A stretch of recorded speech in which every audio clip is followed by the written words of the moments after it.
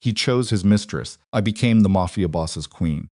Gavin Mercer stood at the altar of the Aurelia Grand Hotel's ballroom, 500 guests watching, crystal chandeliers blazing overhead, and he looked straight at Amara Cole like she was a problem he was finally solving. He reached into his jacket pocket, pulled out a sealed envelope, and held it toward her, the way you'd tip a valet. "You deserve to be compensated," he said. Then he turned, took Sloane Barrett's hand, and announced to every person in that room that his heart had always belonged to someone else. 500 people, silent so sharp it had edges. And Amara standing there in $3,200 worth of white silk, holding nothing but the wreckage of 4 years. She would never get back.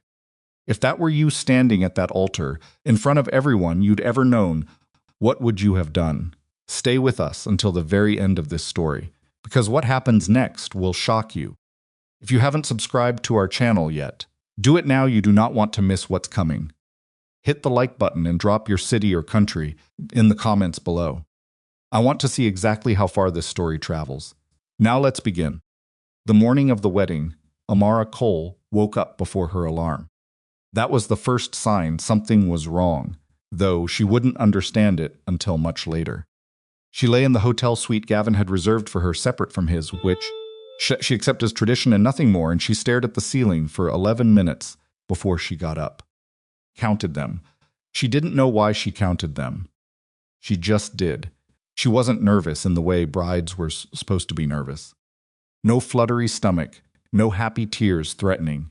What she felt was closer to the sensation before a difficult exam, a tightening in the chest, a mind that kept circling back over preparation, checking and rechecking. She'd always been that way. Even as a little girl, Zuri used to tease her for it. "You plan like the world's going to fall apart if you stop," Zuri had said once, maybe a year ago, laughing while Amara reorganized their mother's kitchen cabinets by category and then subcategory. "Relax, big sis. Things work out." Amara had smiled and kept organizing. She thought about Zuri while the makeup artist worked on her face foundation, contour, the careful architecture of presentation. Zuri was downstairs somewhere, probably already in her bridesmaid dress, probably already flirting with whatever groomsman had been assigned to escort her. The treatment was holding. The last scan had been cautiously optimistic, which in medical language meant don't celebrate yet, but you can breathe. Amara had been breathing carefully for 8 months. The hospital bills were manageable now, barely, because Gavin had offered to help cover what her insurance wouldn't touch. It had been one of the things she loved about him, that he'd offered without being asked, that he'd seemed to understand without her having to explain the particular exhaustion of being the strong one in a family that needed strength. She loved him. She was certain of that, even sitting in the chair while someone applied lipstick in a shade called Eternal Blush that she privately thought was too pink. She loved Gavin Mercer with the careful, measured love of a woman who had learned not to love recklessly, a love built on observation and evidence rather than infatuation. He was brilliant with money, sometimes cold about it, in ways that made her uncomfortable, but she'd filed that discomfort away as the cost of ambition. She was ambitious, too. She understood the trade-offs. The dress was the one thing she'd allowed herself to be irrational about. $3,200, which was obscene, which she'd known while signing the card, which she'd done anyway, because the moment she'd stepped into it, something in her chest had settled. She looked like the version of herself she'd been working toward for 32 years. She looked, for once, like someone whose life was finally cooperating. She should have trusted the ceiling. The Aurelia Grand's ballroom held 512 people when fully configured, and Gavin had configured it fully. Amara noticed that immediately the sheer scale of it, the chandeliers that probably cost more per fixture than her monthly rent used to, the white roses, and eucalyptus arrangements that ran down the center aisle in an unbroken line. It was beautiful in the overwhelming way that expensive things often were, a beauty that felt like pressure rather than pleasure. She stood at the back of the room with her father's old friend, Marcus, who had agreed to walk her down the aisle because her own father had been gone for 6 years, and there was no one else whose arm felt right. Marcus was 63, a retired postal worker, with arthritic knees who had pressed once his good suit the night before and still managed to put the pocket square and crooked. She had straightened it herself in the holding room, and he'd patted her hand and said, "You look beautiful, baby girl," and she'd had to press her thumbnail hard into her palm to keep from crying, because she hadn't known, until that moment, how much she'd needed someone to say that, without an agenda. The music began. Amara walked. She was halfway down the aisle when she saw it, the thing her brain registered, before her conscious mind could name it. Gavin standing at the altar, yes. Looking at her, yes. But something off in his posture, something that wasn't anticipation. His jaw was set in the specific way she'd only ever seen when he was preparing for a difficult negotiation. His hands were clasped in front of him, not at his sides, fingers interlaced with a controlled pressure that meant he was managing himself. She kept walking because what else do you do? You've walked halfway down the aisle in front of 500 people. You keep walking. She reached him. He didn't take her hands. That was the second sign. He didn't reach for her hands, the way the officiant had instructed during the rehearsal. He just stood there, and the silence stretched one beat past comfortable, and Amara felt the first real cold thing move through her chest. "Amara," Gavin said. His voice was even composed. Boardroom voice. "I need to say something before we proceed." Behind her, she heard Marcus make a small sound, not quite a word, just a breath that had caught on something. Around them, 500 people went still in the particular way that crowds go still when they sense that whatever is happening has shifted permanently out of the category of expected. "I've been dishonest with you," Gavin said, "about something important. And I've decided I can't enter a marriage built on that dishonesty." Amara's hands were at her sides.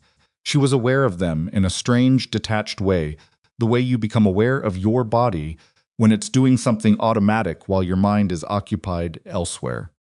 Her mind was occupied trying to process the gap between what she was hearing and what was supposed to be happening. "What are you doing?" she said. Quiet, just for him. But the room was so still that quiet carried. Gavin's gaze moved just briefly, just for a half second, to the second row of seats on the right side of the aisle. Amara followed it instinctively, and she saw Sloane Barrett sitting there in a silver dress that was technically appropriate for a wedding guest and practically a declaration, her posture perfectly upright, her expression arranged into something that Amara would later describe to Zuri as triumphant grief, the face of a woman performing reluctance she did not feel.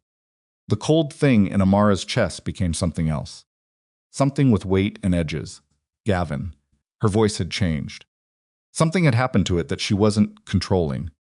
"What are you doing right now?" It wasn't a question anymore. "My heart belongs to someone else."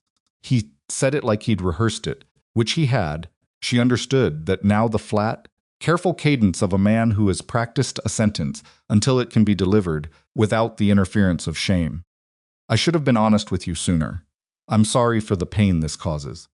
Then he reached into his jacket pocket. He produced an envelope. Cream-colored, sealed, her name written across the front in his assistant's handwriting, because Gavin never handwrote anything he didn't have to. He held it toward her. "This should cover any expenses you've incurred and compensate you for." Amara stared at the envelope for 3 full seconds.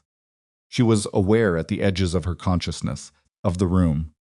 500 people witnessing her received the information that 4 years of her life were being converted into a financial instrument and handed back. She was aware of the white silk dress, of Marcus behind her making a sound now that was unambiguously a curse, bitten back but not fully. Of someone in the crowd beginning to murmur, a sound that spread like water finding cracks. She was aware that her engagement ring was on her finger. She removed it. Not dramatically, not the flung across, the room gesture the moment might have invited. She simply slid it off, the way you remove something when it no longer belongs to you, and placed it on top of the sealed envelope, still extended in Gavin's hand. Her hand was steady. She was making a decision in real time to be steady, and that decision was costing her more than she had available. But she made it anyway, because alternative was giving this man who had just monetized her heartbreak in front of 500 witnesses, the satisfaction of watching her fall apart. She would not fall apart in front of Gavin Mercer. She turned around. She walked back up the aisle. People moved out of her way. They did it automatically, instinctively, the way people move for something that has momentum and direction, even when the direction is uncertain. She kept her chin level. She kept her eyes on the back door. She did not look at Sloane Barrett as she passed the second row on the right. She did not look at anyone. She was almost at the door when she heard Gavin's voice behind her, addressing the room now, something about understanding and hoping people could celebrate nonetheless. And the sound of it hit her between the shoulder blades like something thrown. But she kept moving through the door into the corridor beyond, and then she stopped. Corridor was empty. Pale gold wallpaper, a long runner carpet in burgundy, a mirror at the far end that she could not look at. She stood there for 30 seconds. Then she put one hand flat against the wall, and she breathed. Zuri found her in the corridor 6 minutes later, which meant Zuri had made it through the crowd and out the side door in approximately 6 minutes, which was impressive given the architecture of the dress she was wearing. She was 28 years old, 4 inches shorter than Amara, and at this particular moment, her face contained an expression that was equal parts devastation and controlled fury. The expression of someone who was deciding in real time which emotion deserved priority. She didn't say anything. She just crossed the corridor and put both arms around her sister. Amara let herself be held for 10 seconds exactly. She counted those 2.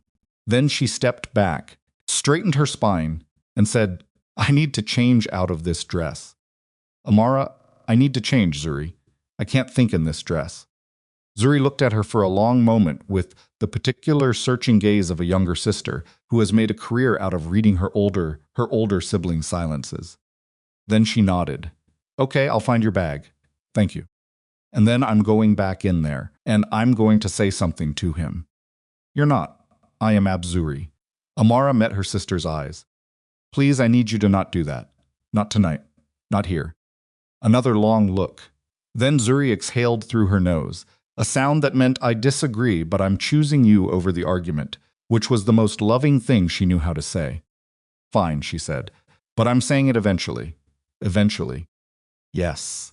They found a small sitting room off the main corridor, a staging area for events, mostly empty now that the event had detonated, and Amara changed out of the dress with Zuri's help, unpinning and unzipping, and carefully returning the $3,200 fabric to its garment bag because she was going to have to return it, or try to, and she was going to need the deposit back, because the financial situation was what it was. The financial situation.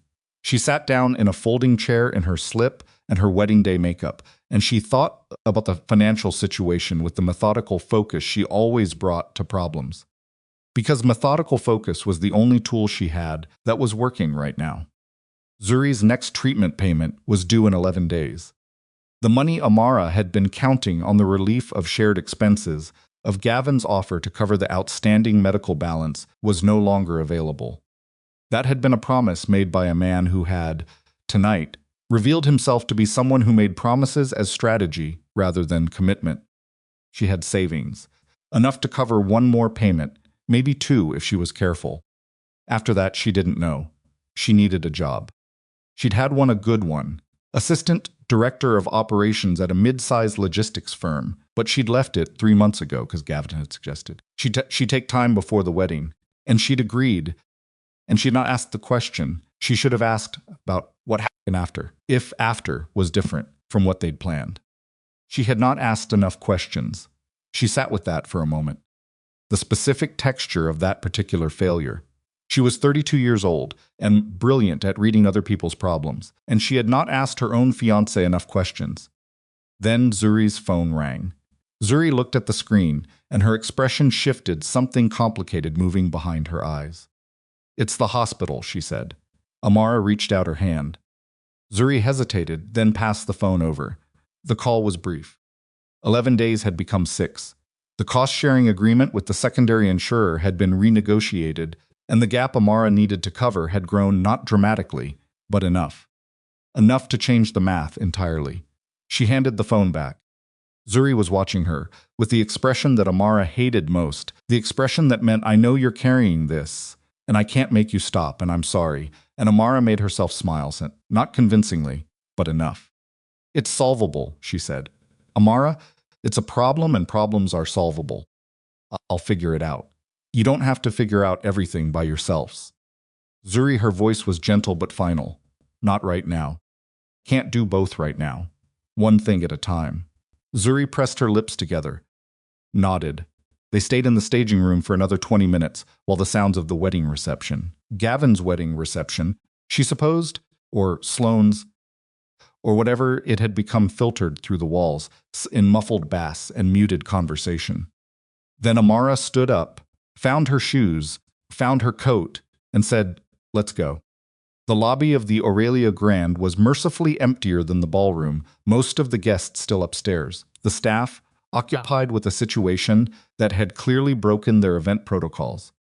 Amara moved through it with her coat over her arm, and her bag on her shoulder, and her wedding day face still fully intact, which was its own particular irony. She was almost at the revolving door. She was almost at the revolving door, except that he was the kind of person it was difficult not to notice. Not because he was doing anything to attract attention, but precisely because he wasn't. He was standing at the far end of the lobby, near the corridor that led to the private event suites, with a glass of something amber that he wasn't drinking. His suit was the color of dark charcoal and fit the way expensive things fit when expense is not the point. He was Korean. She registered mid-40s. She would have guessed, though something in his bearing made age feel like an irrelevant measurement. Two men stood at a distance behind him in the practiced way of people who are paid to be unobtrusive. He was watching her, not in the way the other people in the lobby were watching her. The sidelong, embarrassed, we saw what happened glances she'd been navigating since the corridor. He was watching her with an attention that was different in quality. Focused, still, like someone observing something they were trying to accurately understand. Amara met his eyes for exactly 1 second, the automatic reflexive moment of eye contact that happens in public spaces, and then she looked away and pushed through the revolving door into the Manhattan night. The air outside was cold and smelled like rain and exhaust. She stood on the sidewalk and let it hit her face. Behind her, through the glass, she could feel irrationally, because you couldn't actually feel such things, that the man in the charcoal suit was still watching. She turned up her collar. She started walking. She had 6 days. She had a sister in a hospital waiting for treatment money. She had a dress and a garment bag she needed to return. She had no job, no plan, and a face full of makeup that had cost her $70 at a salon this morning and was probably the least of her problems. She walked 3 blocks before she allowed herself to feel it just for a moment, just for the length of one city block, the full crushing weight of the evening. The altar, the envelope, Gavin's boardroom voice, the ring placed on top of the compensation, the particular precision of that gesture, which had been the only thing she'd had left to say, and which she hoped to God had landed the way she'd meant it. 1 block. Then she put it away. She had work to do. Back inside the Aurelia Grand, in the corridor outside the ballroom, Kwon Tae-seok stood with his glass of scotch and turned to the man on his left. Park Junho was 44, had worked for Tae-seok for 19 years, and had learned over those 19 years to read his employer's silences with approximately the same accuracy as spoken language. He was watching Tae-seok's face right now, with the careful neutrality of a man who knows something has shifted without yet knowing what. Find out everything about that woman, Tae-seok said. His voice was quiet, even the same voice he used for business decisions, because in Tae-seok's experience, the most consequential things he'd ever done had been decided in that same register, not hot, not urgent. Just clear. Which woman? Juno asked, though he suspected he already knew. The one in the white dress, a pause. The bride. Junho nodded once. He would ask no further questions. That was also something he'd learned in 19 years. Tae-seok turned and walked back toward the private suite corridor, the glass still in his hand, still untouched. He had come to the Aurelia Grand tonight for a different reason, entirely a meeting with a shipping consortium representative that had been arranged through 3 intermediaries and required the cover of a social event. The meeting had gone adequately. The deal would proceed. He had not come expecting to see anything that would stay with him. He thought about her eyes. He had been in that ballroom for the wrong reasons. Standing at the back, watching a ceremony he had no investment in, when the woman in the white dress had walked up the aisle with her chin at a particular angle that he recognized not from having met her before, but from having understood a specific quality of human character that was rarer than people assumed. She'd walked that aisle like someone doing something hard and doing it anyway. He'd watched what happened. He'd watched her take the ring off her finger with the stillness of someone who had decided in real time what she was willing to show the world and what she was not. And something in him, something that had not moved in a very long time, had paid attention. He did not yet know her name. He would. That much was already decided. The first week after the wedding that wasn't a wedding, Amara Cole applied to 11 jobs. She did it the way she did everything that required sustained effort under bad conditions, methodically, without sentiment. In the 2-hour window between midnight and 2 in the morning, when Zuri was asleep in the next room of the apartment they were now sharing, and the city outside had quieted enough that she could hear herself think. She updated her resume on the kitchen table, with a cup of coffee going cold beside her laptop, and she was precise about it, surgical, cutting every soft word and replacing it with numbers and outcomes, because that was the language hiring managers spoke, and she was not in a position to be misunderstood. She did not cry about Gavin Mercer that week. She had assigned herself exactly one night for that, the night after the Aurelia Grand. Zemin flitting. When Zuri had finally fallen asleep exhausted, and the apartment was dark and Amara had sat in the bathtub with the water going cold and let herself feel the full dimensions of what had happened. The humiliation, the particular violence of the envelope. The 4 years. She felt all of it, cataloged it, and then she made herself a promise. One night.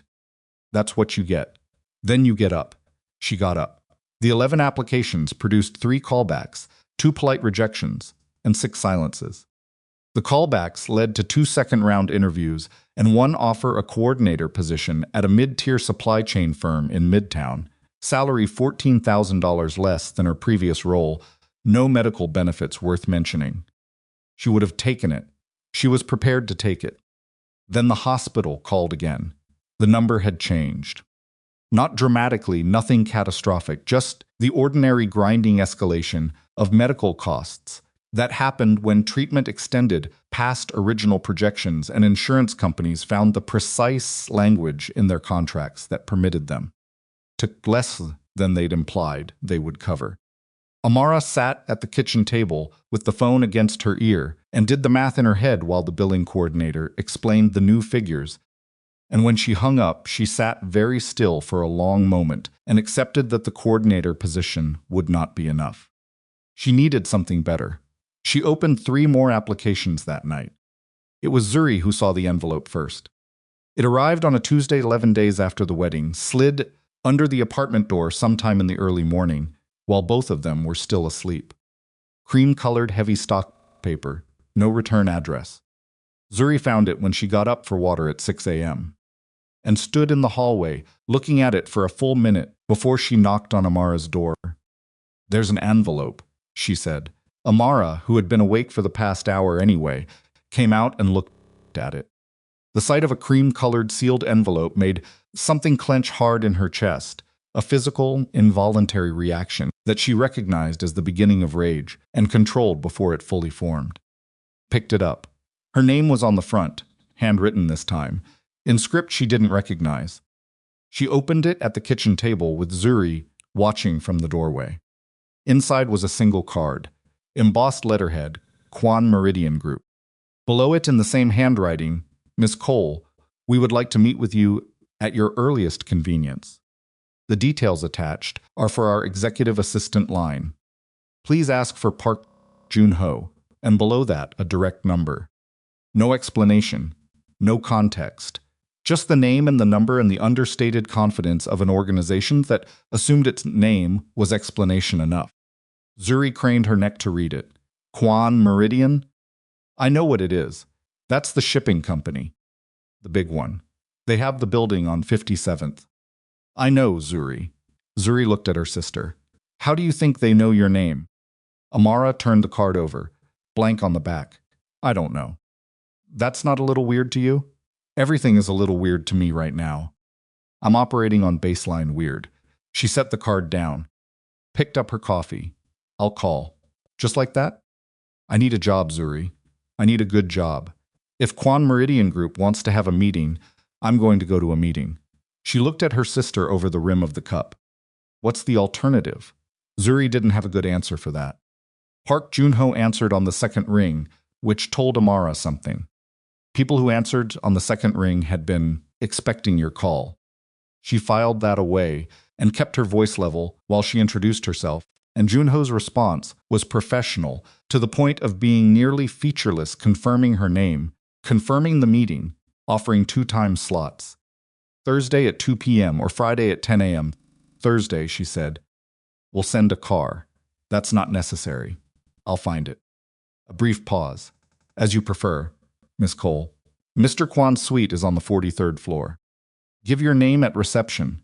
She hung up and sat with the phone in her hand for a moment. Mr. Kwon's suite. Not HR. Not a department head.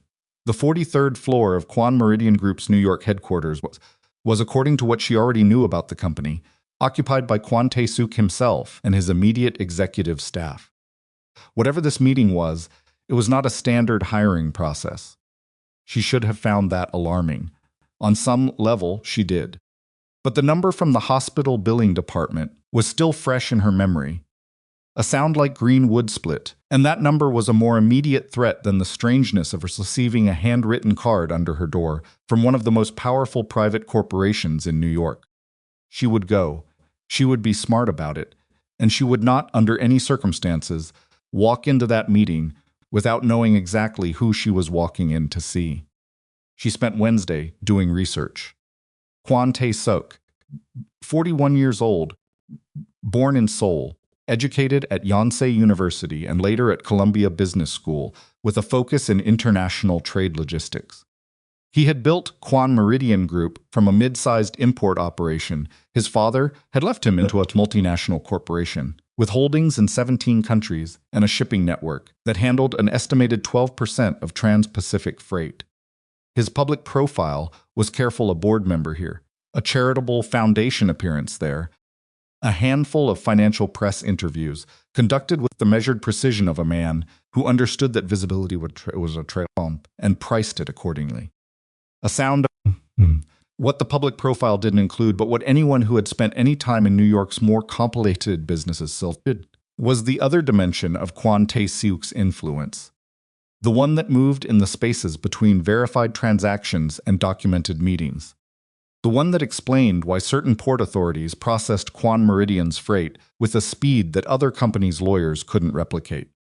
The one that was never spoken plainly in any room where it could be recorded. Amara was not naive about what she was reading between the lines of what she found. She sat with that knowledge for a long time on Wednesday night. She thought about Zuri's scan results and the billing department and the coordinator job that didn't pay enough and the 11 applications that had produced diminishing returns. She thought about the woman she'd been 4 years ago, before Gavin, when she'd been sharp and hungry and completely clear-eyed about what the world was and what it wasn't. She'd gotten soft somewhere in there, she thought. Or not soft, muffled. Like she'd wrapped herself in the cotton wool of Gavin's version of their future until she'd lost touch with her own instincts. Her instincts were back now. They told her to go to the meeting. They also told her to be very, very careful. The 43rd floor of Kwon Meridian's headquarters was not what she'd expected, which she recognized afterward as her first mistake, walking in with expectations at all. She'd expected glass and steel and the aggressive minimalism of old money performing sophistication. What she got was something quieter. The waiting area had good light and actual plants, not decorative ones, and the woman at the reception desk looked up when Amara gave her name and said, "He's ready for you," without any of the performance of executive gatekeeping. Park Joon-ho met her at the elevator, a compact man in his mid-40s with a face that had learned not to give things away, who shook her hand once and guided her down a corridor with the efficient silence of someone who had done this walk many times and seen many different kinds of people do it. He stopped at a door, knocked twice, which struck her as an interesting detail. The kind of man Tae-seok apparently was required a knock, even from his most senior staff. "Come in," said a voice from inside. Amara walked in first. The office was large, without being theatrical about it. One wall was entirely glass, the New York skyline doing what the New York skyline always did, which was remind you of the scale of the thing you were operating inside. Tae-seok was standing at that window with his back to her, which she catalogued as either rudeness or a test, and she decided immediately that her response to either was the same: wait. She stood. He turned. She recognized him from the Aurelia Grand lobby, the charcoal suit, the stillness, the untouched glass. In the lobby, he'd been at a distance, and she'd registered him only briefly. In this room at this distance, she understood more specifically what she'd been sensing. There was nothing performative about him. No carefully projected authority, no territorial furniture arrangement designed to make visitors feel small. He was simply a man in a room, and the room knew it. "Miss Cole." He crossed to her, offered his hand. His English was precise and unaccented in the way that meant he'd worked at it, not erasing something original, but adding a second fluency alongside it. "Thank you for coming. Thank you for the invitation." She shook it. Firm, brief. "Though I'll admit I'm not entirely clear on what I've been invited to." He gestured toward the chairs at the low table near the window. Not behind his desk. She noted that too. They sat. Joon-ho positioned himself near the door, not seated, just present, and Amara made a decision to proceed as though he wasn't there. "I'll be direct," Tae-seok said. "Please, I'm looking for an executive secretary. Position is senior. It reports directly to me, and the person in it needs to have 3 specific qualities that are difficult to find in combination." He paused. Not for effect, she got the sense he paused when he had something precise to say and wanted to say it precisely. Intelligence, composure under pressure, and the ability to make consequential decisions without needing to be told they're allowed to. Amara looked at him steadily. "And you think I have those qualities? I think you demonstrated all 3 of them 11 days ago in a situation most people would not have handled as well as you did. The Aurelia Grand. Of course, she'd known it was coming, but hearing it stated plainly still did something to her chest, not embarrassment, something more complex. The feeling of being accurately observed by someone you didn't expect to be paying attention. "I didn't handle it well," she said. "I survived it." "That's what I said." She looked at him for a moment. Something shifted slightly in her assessment of him. "How do you know who I am?" she asked. "I had someone research you after the event." "Why?" He didn't hesitate. "Because I wanted to know if the composure I observed was characteristic or circumstantial." "And what did your research tell you?" "That it was characteristic. That you're exceptionally qualified.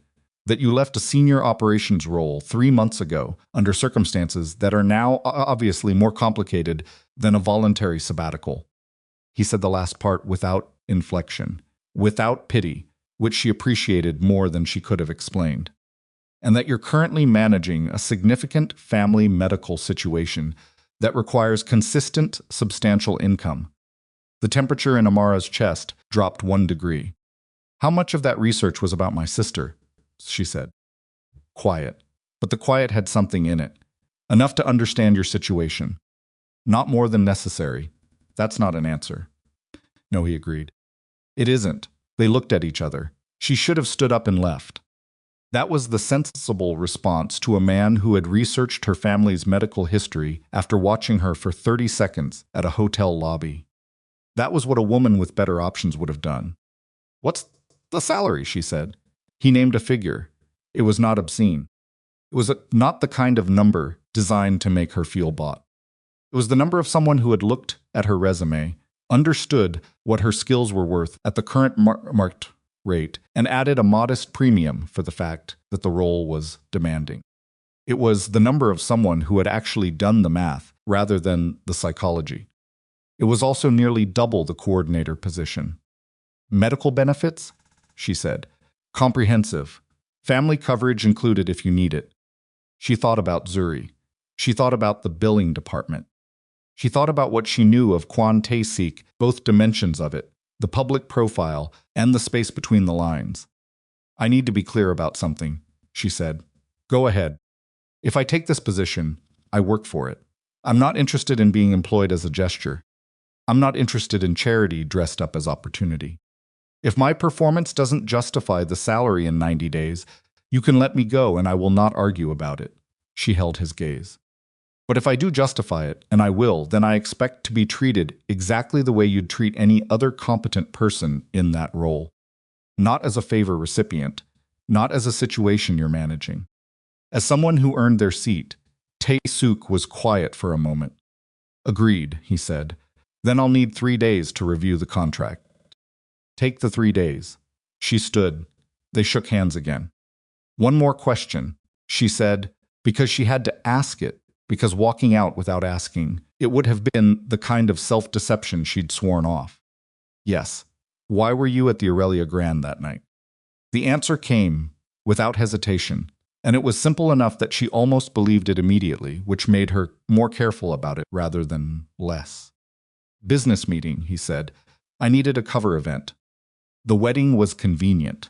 She nodded once, picked up her bag and walked to the door. Miss Cole, she stopped, but didn't turn fully. Yes. The 3 days. Take them seriously. The position is real, and the decision should be too. She glanced back at him once. I take everything seriously, Mr. Kwon. She left. Zuri's reaction was what Amara had anticipated, which was a vigorous interrogation conducted over a bowl of leftover rice and whatever was left in the refrigerator. Zuri standing on the kitchen side of the counter like she was presenting a case, and Amara on the eating side doing her best to consume food like a person who had not just had the strangest professional meeting of her life. Kwon Meridian is not just a shipping company, Zuri said. I know. I looked it up. I know what people say, Zuri. Then why are you considering it? Amara set down her fork. Looked at her sister. Because the salary is enough. Because the benefits cover your treatment completely.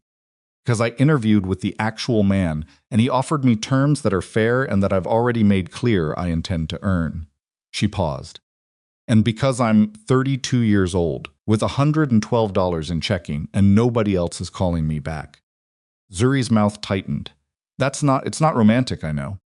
But it's true. I don't want you to take a risk for me. I'm not taking a risk for you. I'm making a calculated decision for us.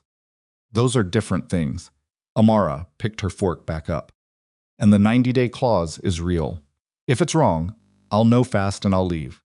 And if it's not wrong, then we'll figure out what that means when we get there. Zuri was quiet for a moment. Then, he's not married? Amara looked up. I'm just asking, Zuri said, with an expression that meant she was not just asking at all. Zuri, you said he was 41 single, and he tracked you down 11 days after watching you for 30 seconds at a party. That's either very professional or he needs an executive secretary. I have the qualifications. Amara's voice was flat. That's what this is. Don't. I'm not doing anything. You have a face. Stop making the face. Zuri covered the face with her hand briefly in a gesture of theatrical compliance that fooled neither of them. Amara signed the contract on the 4th day. She went back through it 3 times, with the same precision she'd applied to everything over the past 2 weeks, flagging 2 clauses she wanted. Modified the confidentiality provisions were too broad, and the termination language needed to be mutual, and sending her notes to Kwon's Meridian's legal team through Junho. The revisions came back within 4 hours, accepted without negotiation, which told her something about how Tae-seok operated that she found both reassuring and worth noting. She started on a Monday. The first 3 weeks were the steepest learning curve she'd navigated since her early career. Not because the work was beyond her, but because the scope of it was larger than any single role she'd previously held. Tae-seok's executive function was genuinely multinational. On any given morning, she was managing communications across 6 time zones, coordinating logistics that touched multiple regulatory environments, and making judgment calls about access and priority that required understanding not just what was on the calendar, but what the calendar was actually saying underneath the formal language.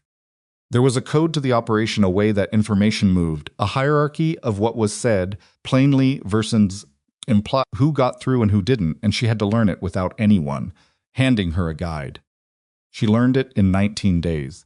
On the 20th day, she reorganized the external communications protocol in a way that cut the response lag on urgent client matters by nearly 40%, and she did it without asking permission because the problem was obvious. And the solution was straightforward, and asking permission would have cost more time than the change. Junho found out about it when 3 clients mentioned the improvement in the same week.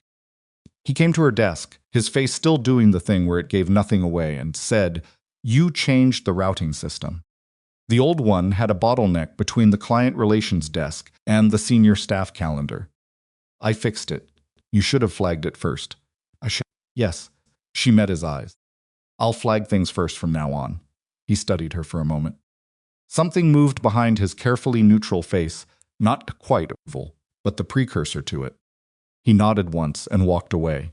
Tae-seok found out about the same improvement 2 days later, from a different direction. He came to her desk at the end of an afternoon. An unusual thing, she had already learned that he generally summoned rather than approached, and stood on the other side of it with his hands in his jacket pockets. "The routing change," he said. "Yes. It worked." "Yes." He looked at her steadily. "Junho said you implemented it without flagging it first." "I did. I told him I'd flag things going forward." "Do you know why the protocol matters? Beyond politeness." She had anticipated this question, because in an operation this size, changes to communication systems can have second-order effects that aren't visible from any single position. Flagging it means someone with a broader view can catch what I might miss. She paused.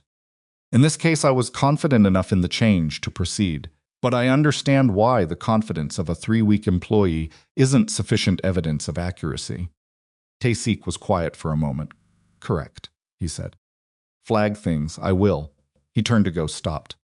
"The change was well constructed," he said, without turning back. "Don't make me tell you again." He walked back toward his office. Amara sat at her desk and permitted herself, privately and entirely internally, a small exhale of satisfaction. It was in her 5th week that she encountered Gavin Mercer again, and the encounter was not accidental, which she understood approximately 4 seconds after it began.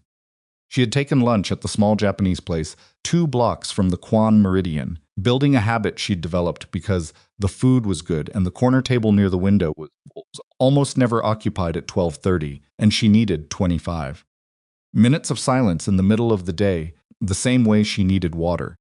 She's reading something on her phone when she heard the chair across from her move, and she looked up expecting a stranger, asking to share the table. It was Gavin.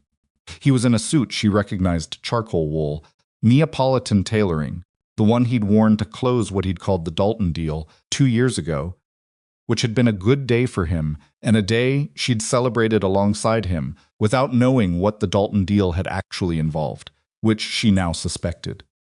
He looked good, and she hated that she noticed that because it was irrelevant. And her noticing it was the residue of 4 years of conditioning that she intended to burn out of herself with time and work. He sat without being invited. "I heard you got a position," he said. Like they were running into each other at a mutual friend's party. Like the Aurelia Grand had been a thing that happened to both of them, rather than a thing he did. Amara put her phone down, looked at him, said nothing. "Kwon Meridian," he continued. "Executive Secretary. That's a significant role." "Yes. How is it?" "Good." He shifted in his seat. She recognized the shift, the small physical tell he had when a conversation wasn't going the direction he'd choreographed. "I wanted to reach out sooner. To apologize. The way things happened." "Gavin," her voice was even, completely flat. "Why are you here?" His jaw tightened slightly. "I told you. I wanted to." "You don't do things without a reason. You never have. The apology is the reason you're telling yourself, but it's not the reason you walked into this specific restaurant and sat at this specific table." She picked her phone back up, not looking at it. "What do you actually want?" He was quiet for a moment. Something shifted behind his eyes, the performance layer dropping briefly, the actual Gavin appearing, which was a version she'd seen before and should have paid more attention to. "I'm hearing things," he said, "about Kwon." "What things?" "That he's not just a businessman. That the people who work close to him get—" "Stop." She set the phone down hard enough that it made a sound. "Stop right there." She leaned forward slightly, and her voice dropped to a register that meant she was done with the pretense of social smoothness. "You publicly humiliated me in front of 500 people. You handed me an envelope with money in it, like I was a liability you were settling. And now you're sitting across from me at my lunch, in the restaurant I go to, and you're going to tell me that you're concerned about my well-being." She let that land for 1 second. "What you're concerned about is that I'm standing close to someone more powerful than you. And that terrifies you, which means I'm exactly where I need to be." Gavin's face had done several things during that speech.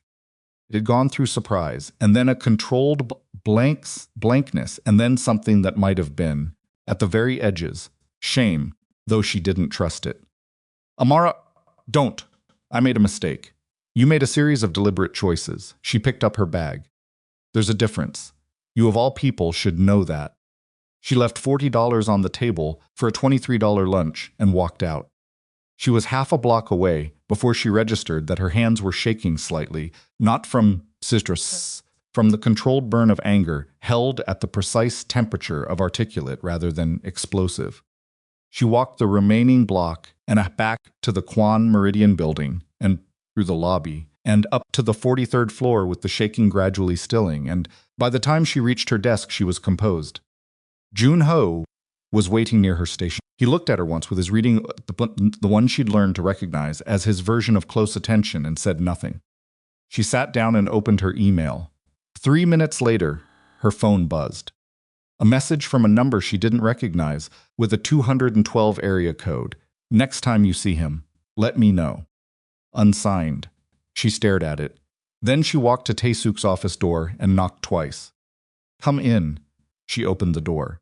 He was at his desk, a file open in front of him, his reading glasses on. She'd seen the glasses only twice before, and she'd noted both times that he removed them the moment he became aware of company, which she suspected was vanity and found humanizing. He took them off now. "Gavin Mercer came to my lunch today," she said. Tae-seok's expression didn't change, but something in the room's quality altered slightly, a tightening, like the air pressure had shifted a half degree. "Did he?" He claimed he wanted to apologize. "Actually, he wanted to know what I know about you, wrapped in concern for my safety." She kept her voice even. "Told him nothing and left." "All right. I also received a text from an unregistered number after I returned. It said to let them know next time I see him." Tae-seok was still for a moment. Then he held out his hand, a simple gesture. She walked to the desk and passed him her phone. He read the message, handed it back. "That wasn't me," he said. "I know. Your number is in my work phone." He looked at her steadily. "You're certain he came intentionally, not coincidence? There's 140 Japanese restaurants in Midtown. I've been going to that one at that time every day for 5 weeks." She didn't elaborate. She didn't need to. "All right," he said again. "I wanted you to know. Because if he's asking questions about Kwon Meridian, you should know that." She turned to go. "Amara." It was the first time he'd used her first name. She stopped. "You did the right thing leaving the table." His voice was quiet, unambiguous. "And you did the right thing, telling me." She looked back at him. "I'm telling you because it affects your business," she said. "Not because I need his apology managed. I know. I want to be clear about that." "You are clear," Tae-seok said. "You're always clear." She left. Back at her desk, she sat down, opened her work laptop, and pulled up the file she'd been reorganizing before lunch. Her hands were entirely steady now. The anger had burned through cleanly and left something else in its wake, something colder and more durable. She had been in this building for 38 days. She had a job she was demonstrably good at. She had a salary that covered Zuri's treatment with room left over. She had a manager who, whatever else he was, spoke to her like she was a person with a functioning mind. And Gavin Mercer, who had handed her an envelope at an altar in front of 500 people, as though she were an expense to be settled, was now sitting in a midtown restaurant manufacturing, concerned because he'd discovered that the woman he discarded had landed somewhere he couldn't follow. She thought about Tae-seok's face when she'd said "I know" after he'd told her the text wasn't from him. The steadiness of it, the absence of explanation or reassurance, just the plain statement of a fact, offered to someone he apparently trusted to assess it correctly. She pulled up the afternoon's file. She got back to work. 2 floors below, in the building's secure communications center, Junho was on a call he would not log. He listened for 90 seconds, said 3 words, and disconnected. Then he walked to the window and looked out at Midtown, and thought about the fact that Gavin Mercer had made a serious error in judgment that day. Not the original error, at the altar, which had been large enough, but a second one, which was failing to understand that the geography had changed. The woman he'd discarded was no longer standing in the corridor of the Aurelia Grand with her hand on the wall and her dress in a bag. She was on the 43rd floor, and the man on the 43rd floor was someone whose attention, once given, did not retract. Upstairs at his desk, Tae-seok put his glasses back on and returned to the file in front of him. But he read the same paragraph 3 times before it resolved into meaning, which had not happened to him in a very long time, and he recognized it for what it was without pretending otherwise.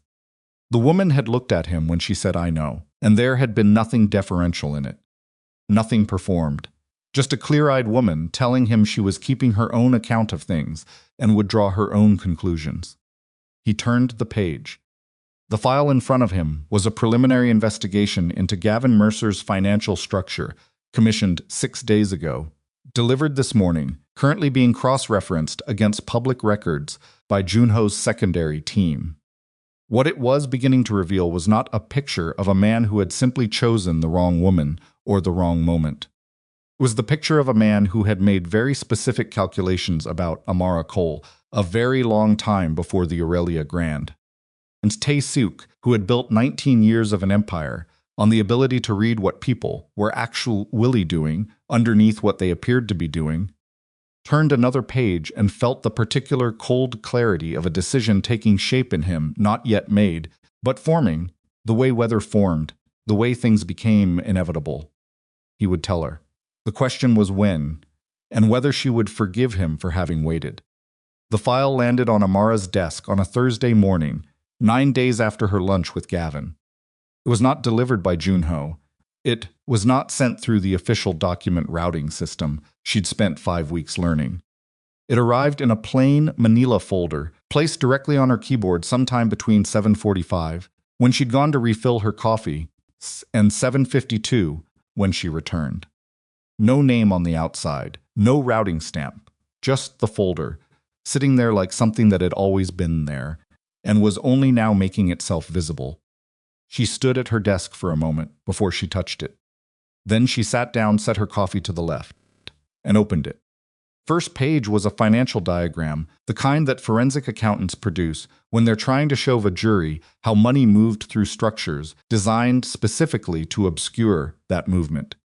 She'd seen documents like this before, early in her career, when the logistics firm she'd worked for had been audited and she'd spent 3 weeks helping the legal team organize the evidence. She understood what she was looking at. She read it twice before she turned the page. The second page was a timeline. It began approximately 4.5 years ago, which was, she registered, with a slow, cold precision, approximately three months before Gavin Mercer had introduced himself to her at a rooftop fundraiser in the Flatiron District.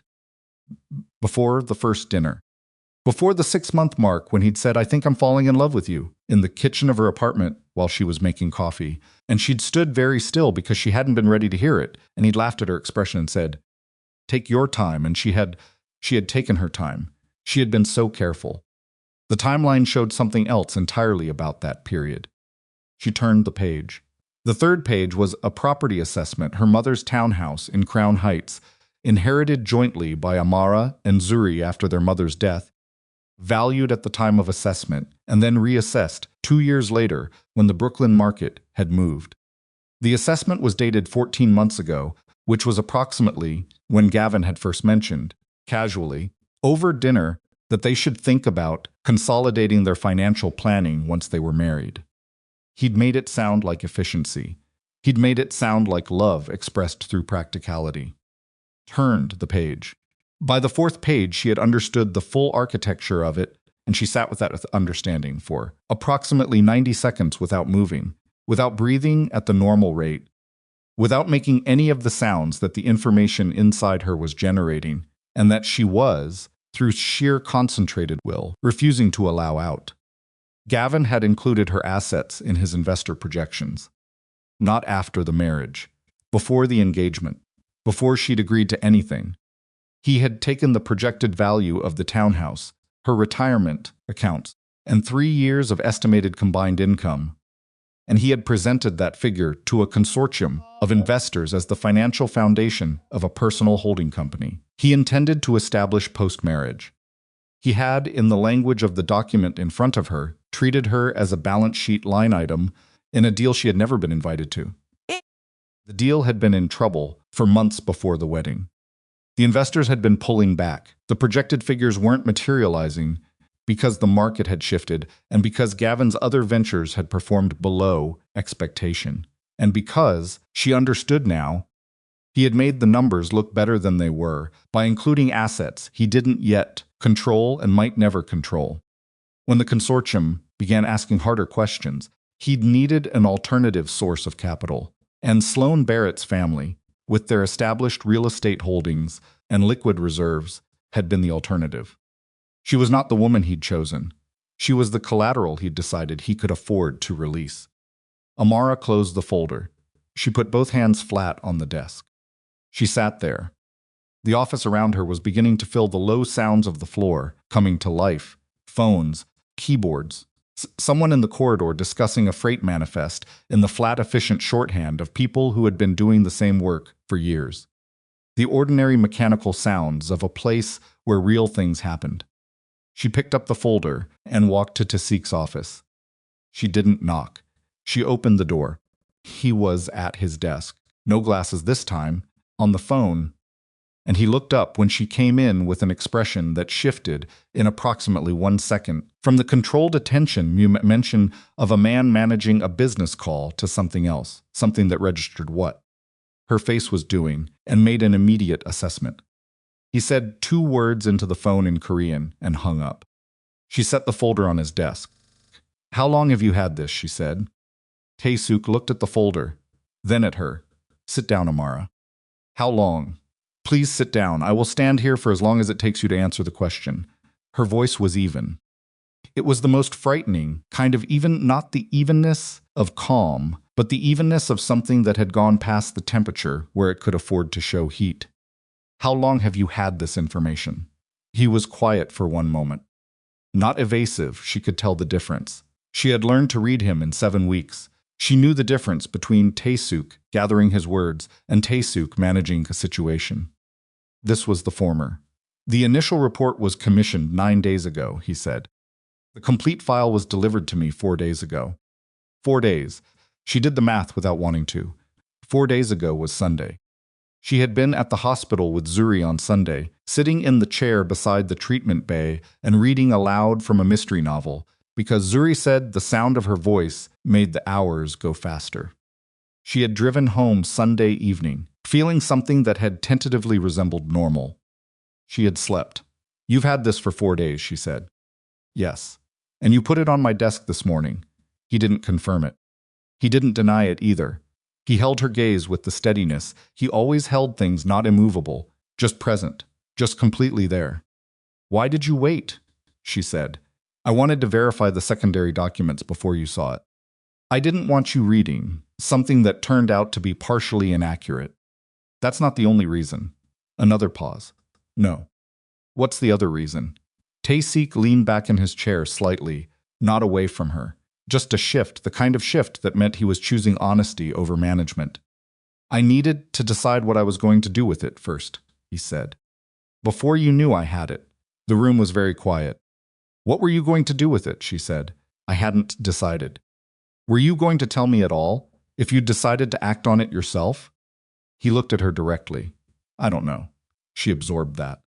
The honesty of it was its own particular cut clantener than a lie would have been, and in some ways more damaging. He had considered not telling her. A sound scene one.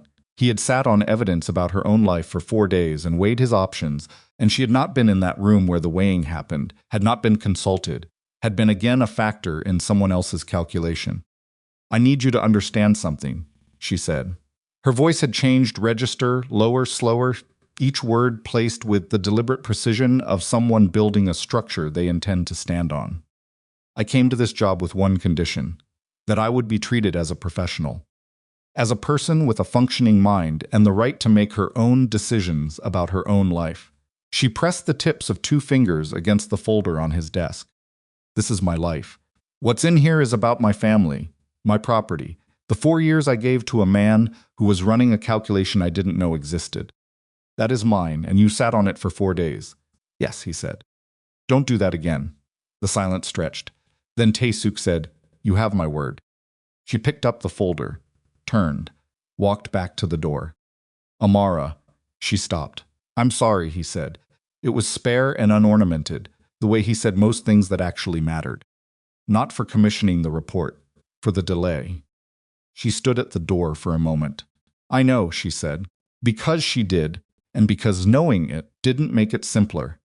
She went back to her desk. She spent the next 4 hours reading the full file 3 times, with the careful, systematic attention she brought to anything that required accurate understanding rather than fast reaction.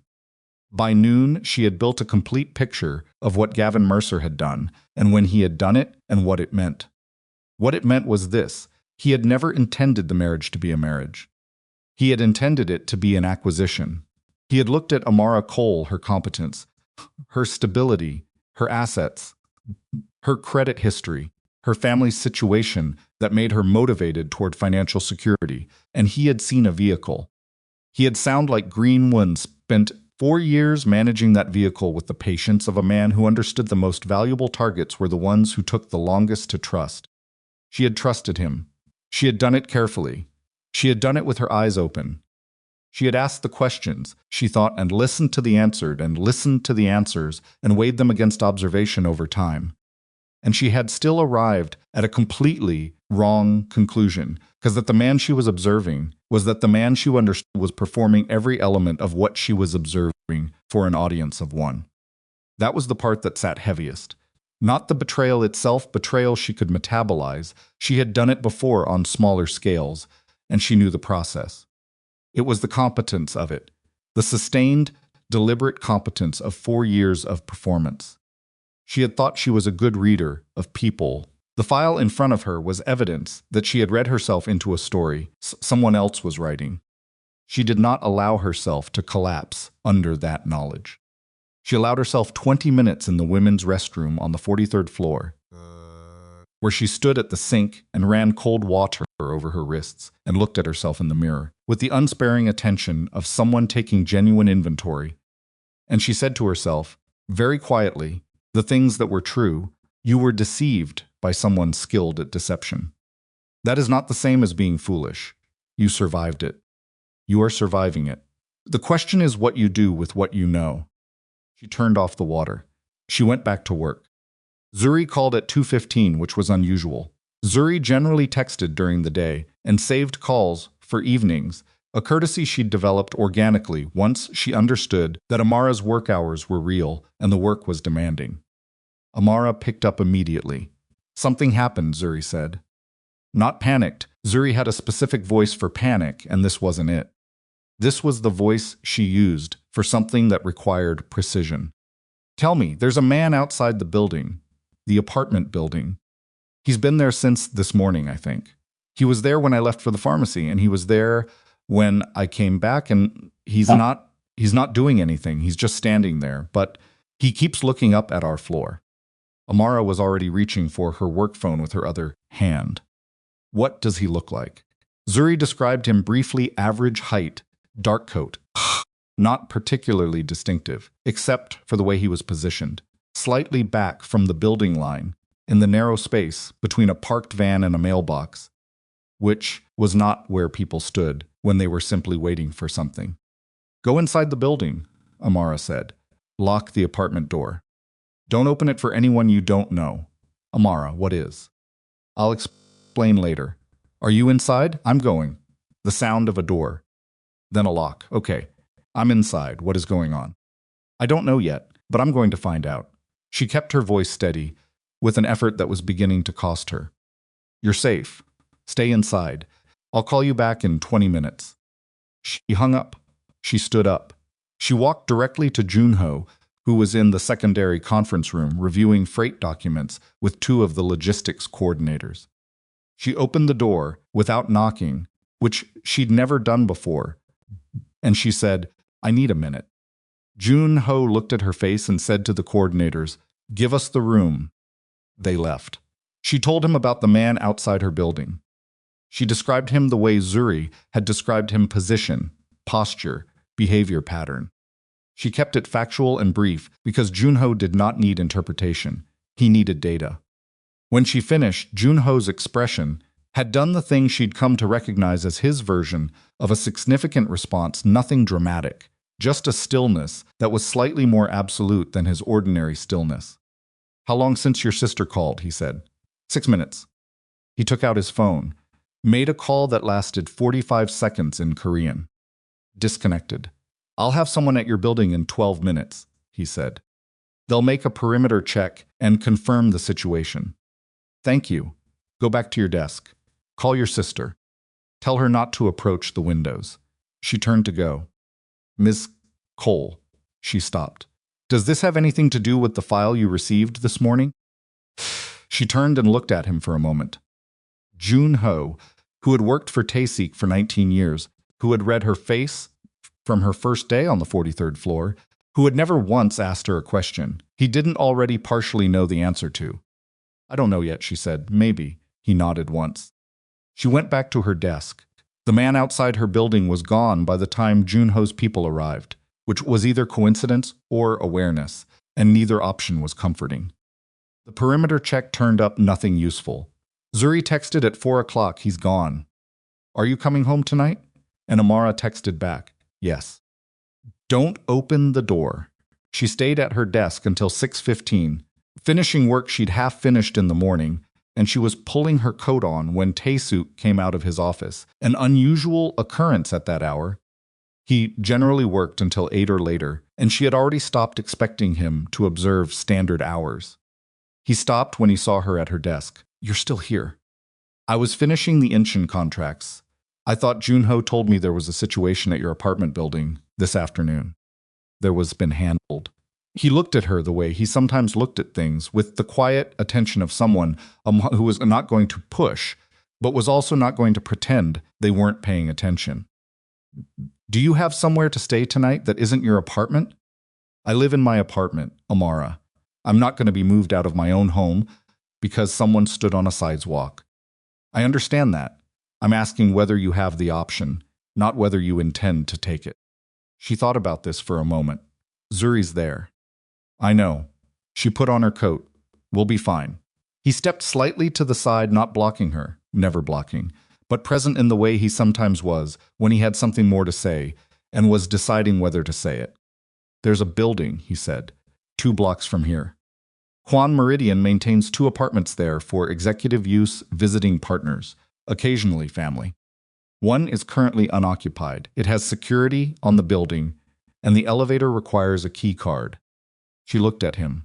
I'm not suggesting you leave your home permanently, he said.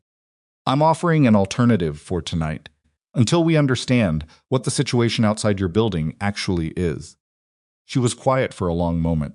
Both of us, she said, meaning herself and Zuri. Yes, she thought about the man outside the building. She thought about Zuri's voice on the phone, not panicked but not right either, the specific quality of her sister's voice, when Zuri was managing her own fear in real time and not quite succeeding. She thought about what she knew about Gavin Mercer that she hadn't known this morning and what it implied about what he might be willing to do now that he understood, on some level, that the evidence of what he'd done was moving. One night, she said. One night. And I want to know what you find out about that man. You'll know what I know. She left. She went to the apartment, told Zuri they were going somewhere safer for the night, without dramatizing it. Zuri, to her credit, packed a bag without excessive interrogation. Though the look she gave Amara in the bedroom doorway was comprehensible and would require a full accounting later, and then they were out of the apartment in 22 minutes. The Kwon, the 18th floor of a building that smelled like new construction and impersonal care. It was fully furnished in the way of places designed to be functional for anyone rather than personal for someone. Good furniture. Neutral colors, windows that showed a clean slice of the west side skyline. A sound like green wood, the refrigerator, which meant someone had known they were coming before Amara had agreed to come, which she clocked and set aside for the moment. Zuri stood in the kitchen, looking at the contents of the refrigerator with an expression that mixed exhaustion and something approaching relief with her characteristic determination not to be impressed by things without first understanding what they cost. This isn't a standard executive apartment, she said. No, this is nice, I know. He provided this. The company did. Zuri closed the refrigerator, turned and leaned against the counter and looked at her sister with the full wattage of her attention. Amara, talk to me. Amara put her bag down, sat on the kitchen counter stool, rubbed her face with both hands, a gesture she rarely made because it was surrendering posture, and she was not a person who surrendered posture casually. But Zuri had seen every version of her, and performing composure for Zuri cost energy she didn't currently have. Gavin wasn't in love with me, she said. Zuri's expression didn't change the way someone else's might. No sharp intake, no theatrical horror. Just a settling, a careful listening stillness. Tell me. Amara told her. Not everything, not the precise language of the financial documents, but the shape of it, what Gavin had done, when he had started, what he had seen when he looked at her for 4 years. She kept her voice even all the way through, and she watched Zuri's face process it, and she was grateful, not for the first time, that her sister's first language was reality. When she finished, Zuri was quiet for a long moment. He counted our house, Zuri said. Flat, just making sure she'd heard correctly. Collateral. Yes, in documents he showed investors. Before we were even engaged. Zuri pressed her lips together in the specific way that meant she was deciding not to say the thing she most wanted to say, because the thing she most wanted to say would not currently help. Then she said, Does Kwon know? He commissioned the investigation himself. Another silence. Why? I asked him that too. Amara looked at the window. At the slice of skyline, the city doing what it always did, indifferent and continuous. He says he had someone research me after the wedding. The investigation into Gavin came from that. And you believe him? She thought about this, about the file on her desk and the 4-day delay and the apology that had been spare and unornamented and the apartment with food in the refrigerator. I believe he has his own reasons for everything, she said. I believe those reasons don't always include me, but I also believe that he handed me the evidence instead of acting on it himself, and that was a choice he didn't have to make. Zuri looked at her sister for a long, careful moment. How do you feel about him? He's my employer, Amara. He's my employer. I respect him. I'm grateful for the job. Where it is. Zuri made a sound that was not quite skepticism and not quite belief, but occupied the precise territory between them. Then she got up and opened the refrigerator again and began pulling things out with the purposeful efficiency of a woman who had decided that food was within her control and she was going to control it. I'm making dinner, she said. You're going to eat something. And tomorrow we're going to figure out what to do about Gavin. Yes. With your employer, Zuri added over her shoulder, with a specific inflection that meant she was not finished with the previous subject and was simply tabling it temporarily. Amara said nothing. She looked at the skyline. Gavin Mercer called at 9:17 that night. She almost didn't pick up. She looked at his name on the screen for 4 full rings, and she thought about the financial diagram on the first page of the folder and the timeline that started 3 months before she'd met him at the Flatiron rooftop. A sound like green wood splitting, and then she picked up because she needed to hear his voice. Now that she knew what she knew, needed to hear what it sounded like through this new information, whether it would sound different. It sounded the same. That was the worst part. It sounded exactly the same. I heard you moved, he said. She went still. How do you know that? I have people who keep an eye on things. You had someone watching my apartment building. Not a question. I was worried about you.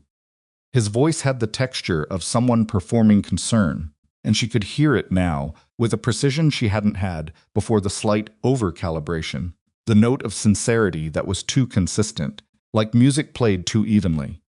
With everything that's happened, I wanted to make sure you were safe. You wanted to know where I was, she said. Amara. I know what you did, Gavin. The silence on the other end was approximately 2 seconds long. She listened to those 2 seconds the way you listen to the space before weather. I don't know what you're talking about, he said. Yes, you do. She kept her voice absolutely level. I know about the investors. I know about the consortium. I know about the property projections. She paused. I know what you were planning to do after the wedding. Another silence, longer this time. When he spoke again, his voice had changed. Performed warmth was gone. What replaced it was something stripped and harder, not menacing. Not yet, but the voice of a man who had abandoned the performance because the performance had stopped being useful. Where did you get that? That doesn't matter.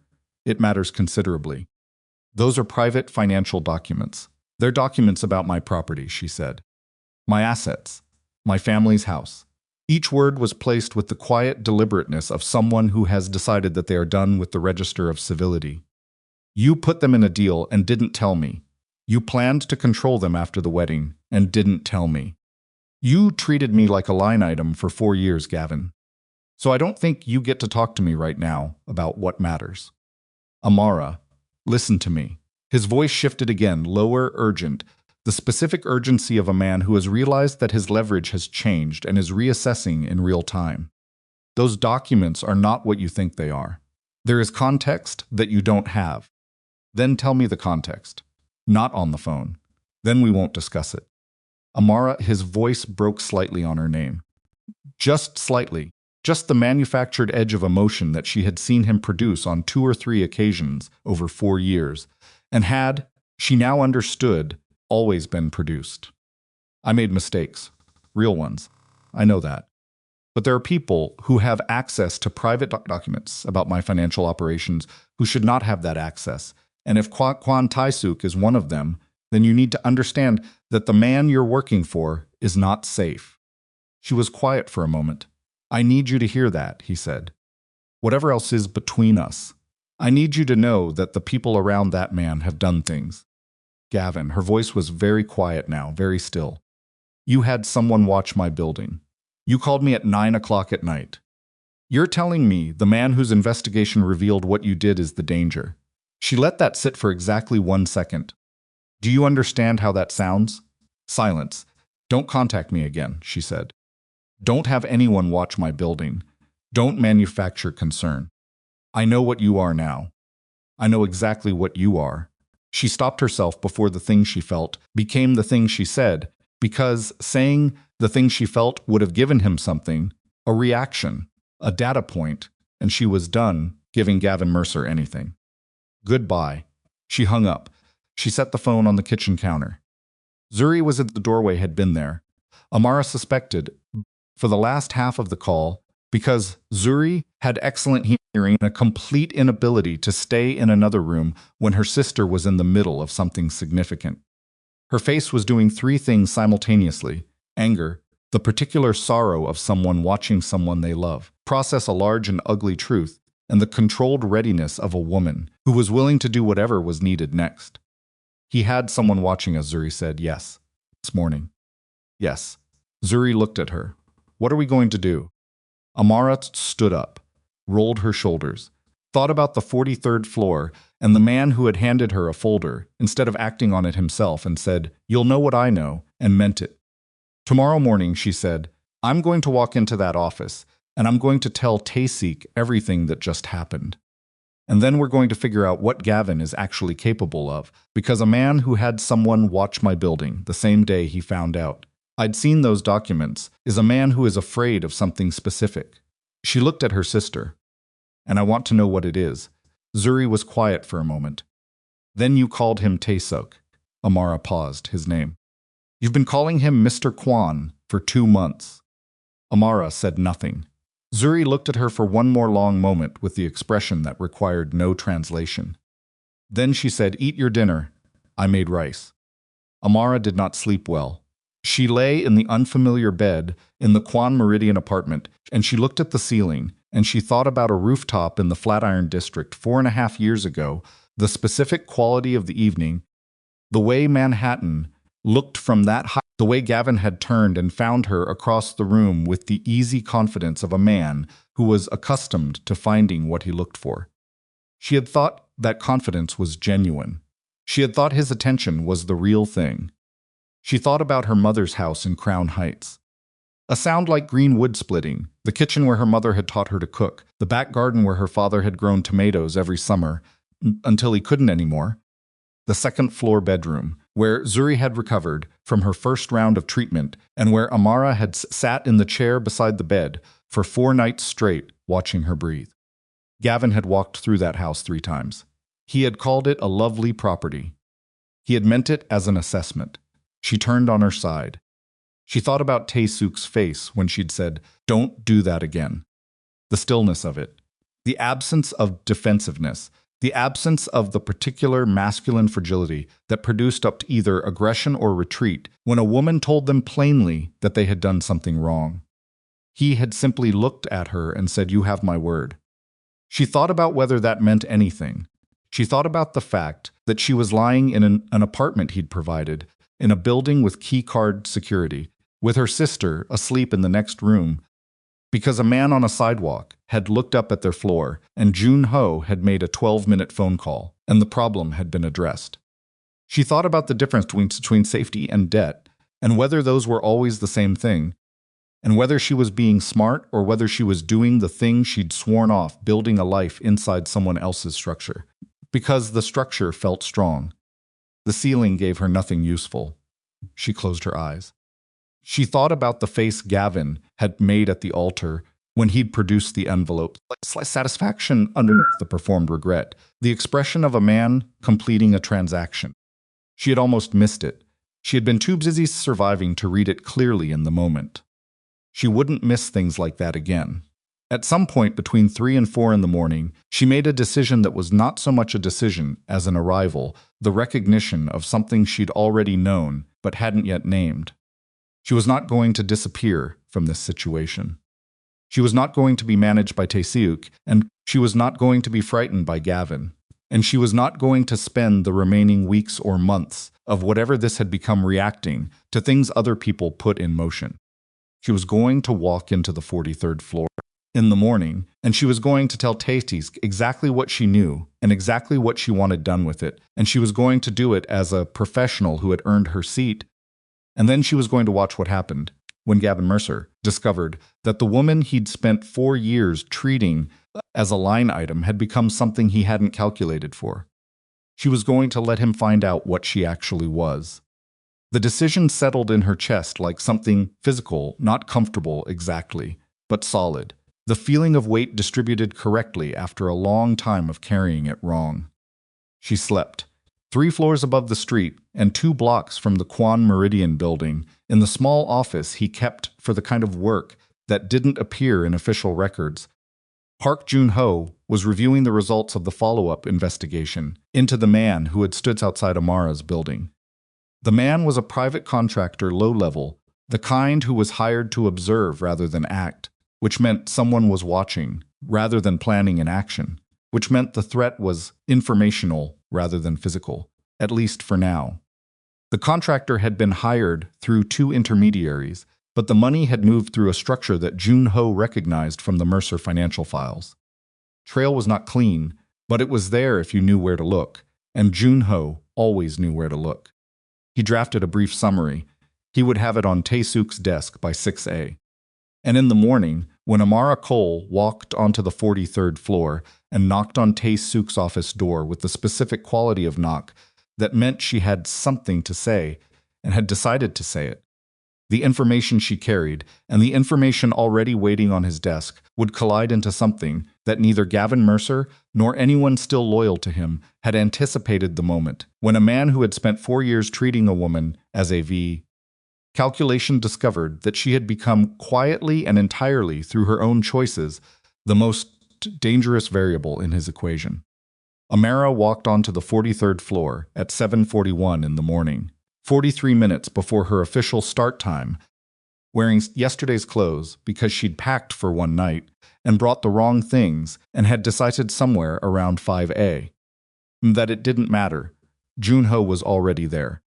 He looked up from his desk when she came through the glass doors, and the reading expression was already on his face, which meant he'd been expecting her, which meant the morning had already started for him, in a way that suggested the night hadn't fully ended. There was a paper coffee cup on his desk that was still producing steam. "He's in," Junho said before she could ask. She went directly to Tae-seok's door. Knocked twice. "Come in." He was at his desk with the glasses on.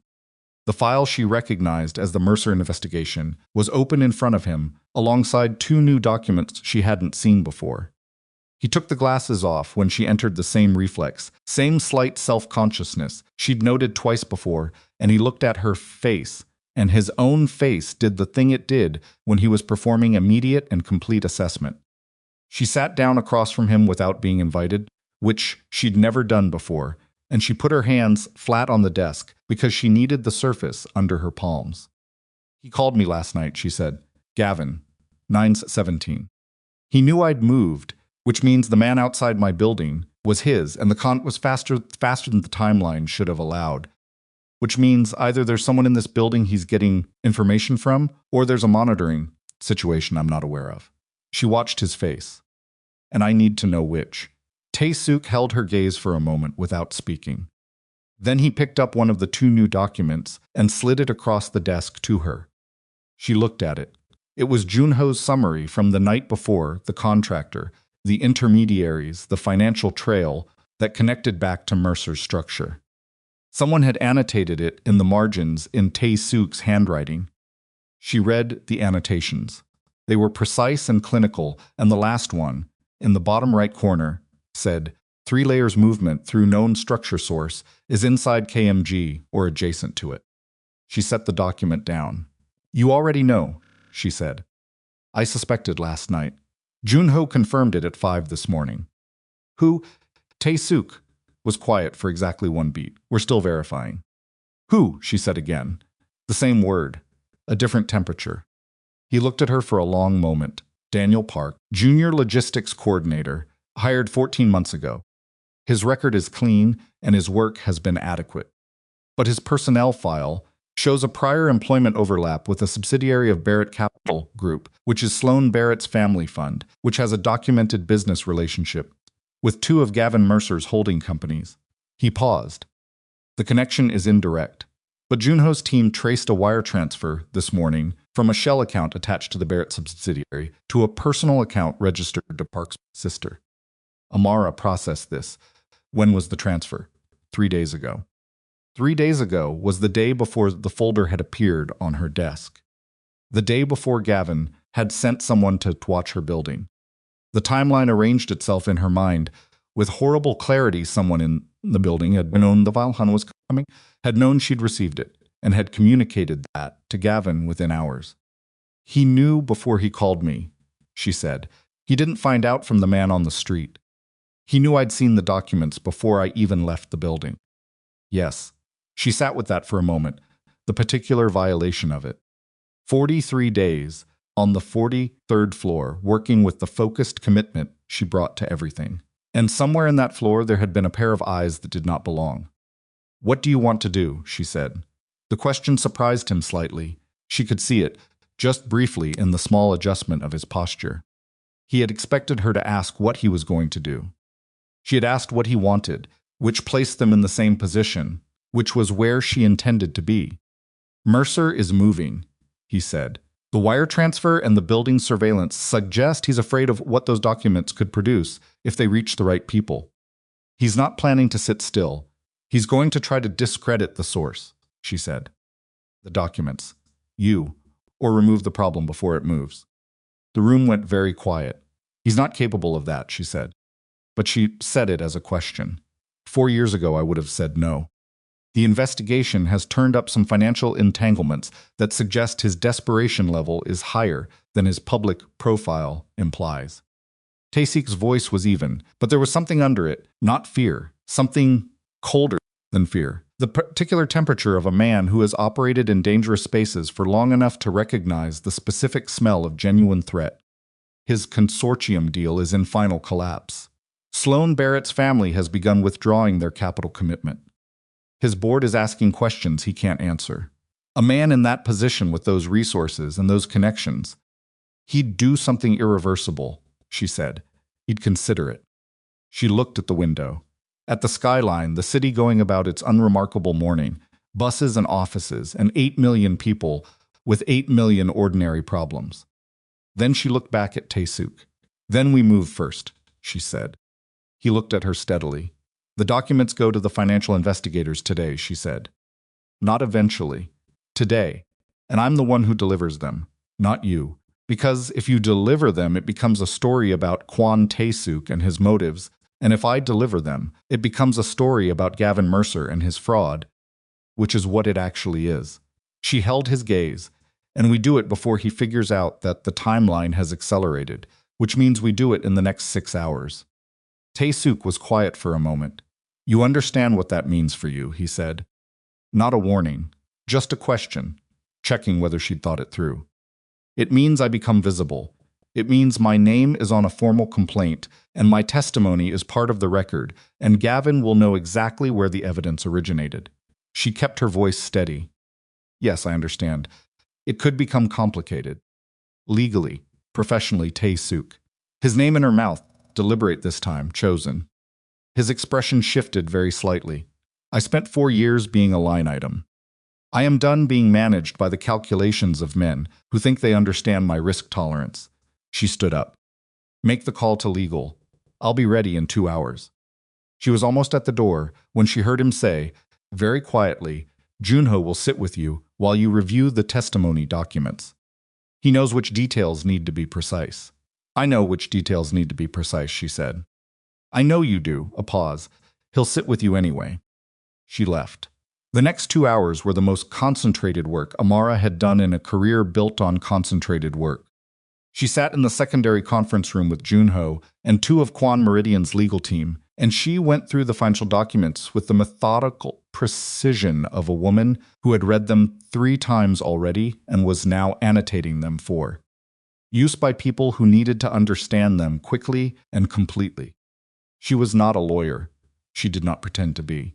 What she was someone who had spent 4 years adjacent to Gavin Mercer's financial operations, who had attended dinners where investors were present, who had overheard phone calls she hadn't understood at the time, and now understood with retroactive clarity that she documented in her own words with dates and contexts where she could reconstruct them.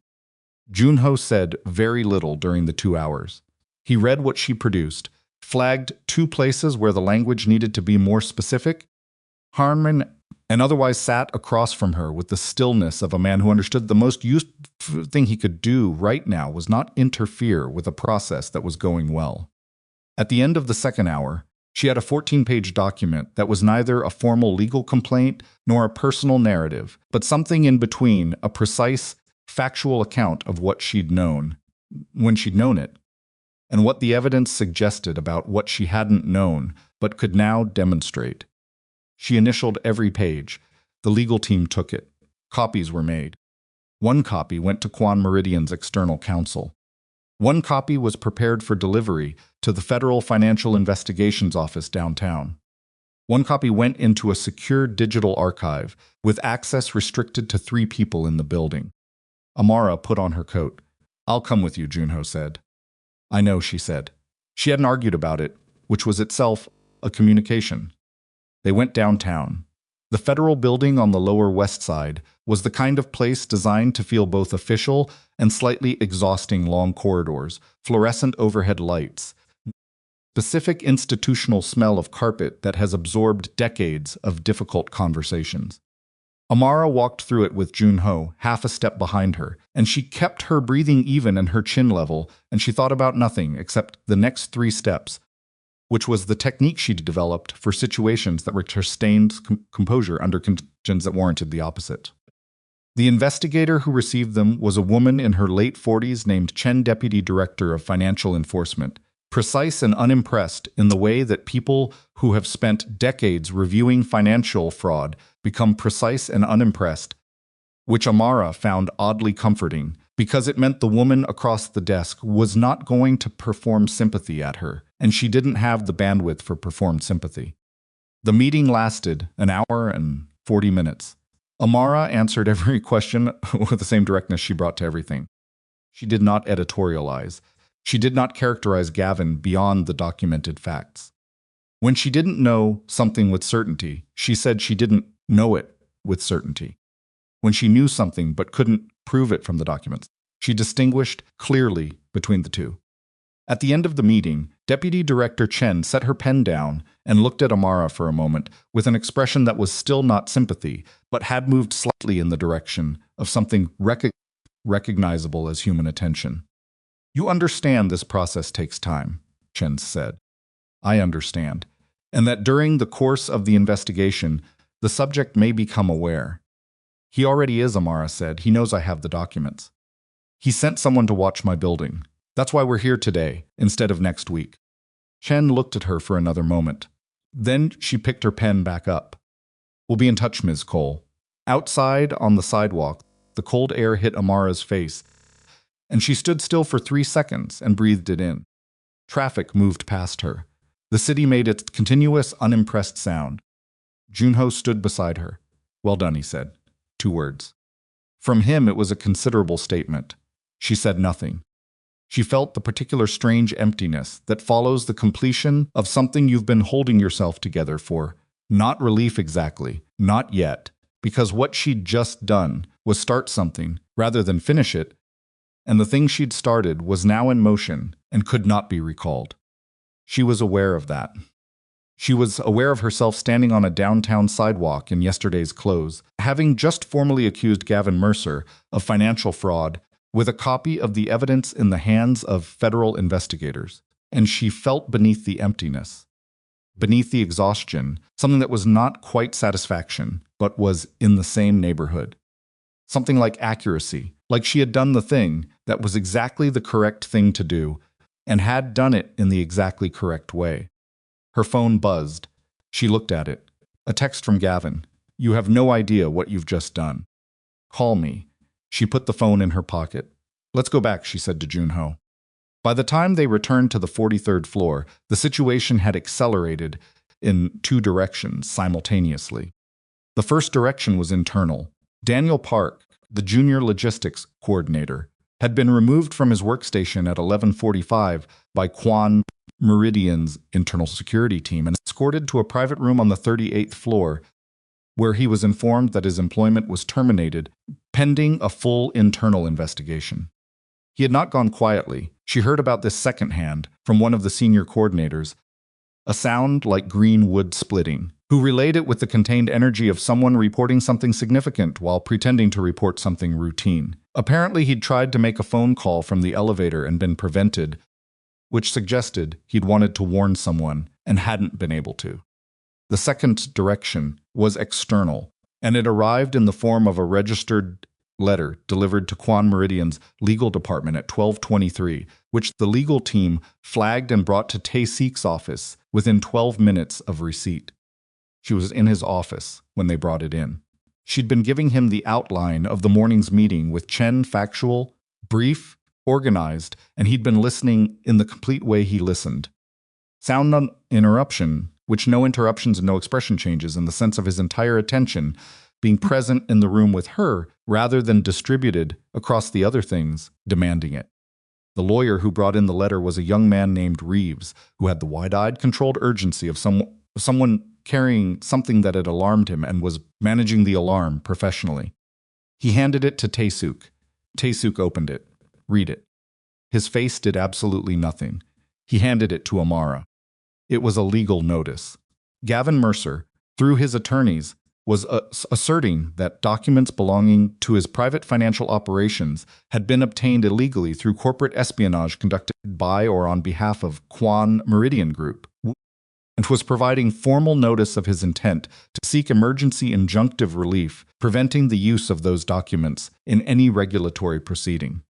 The notice was dated that morning, time-stamped 9:14, which was 47 minutes before Amara and Junho had walked into the federal building. He'd filed it before he knew they were going. He'd known they were going. She looked up from the document, looked at Tae-seok. Daniel Park. He made contact this morning before we removed him, Tae-seok said.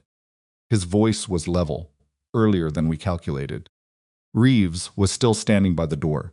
Sir, the injunction, if it's granted, the federal investigators would have to.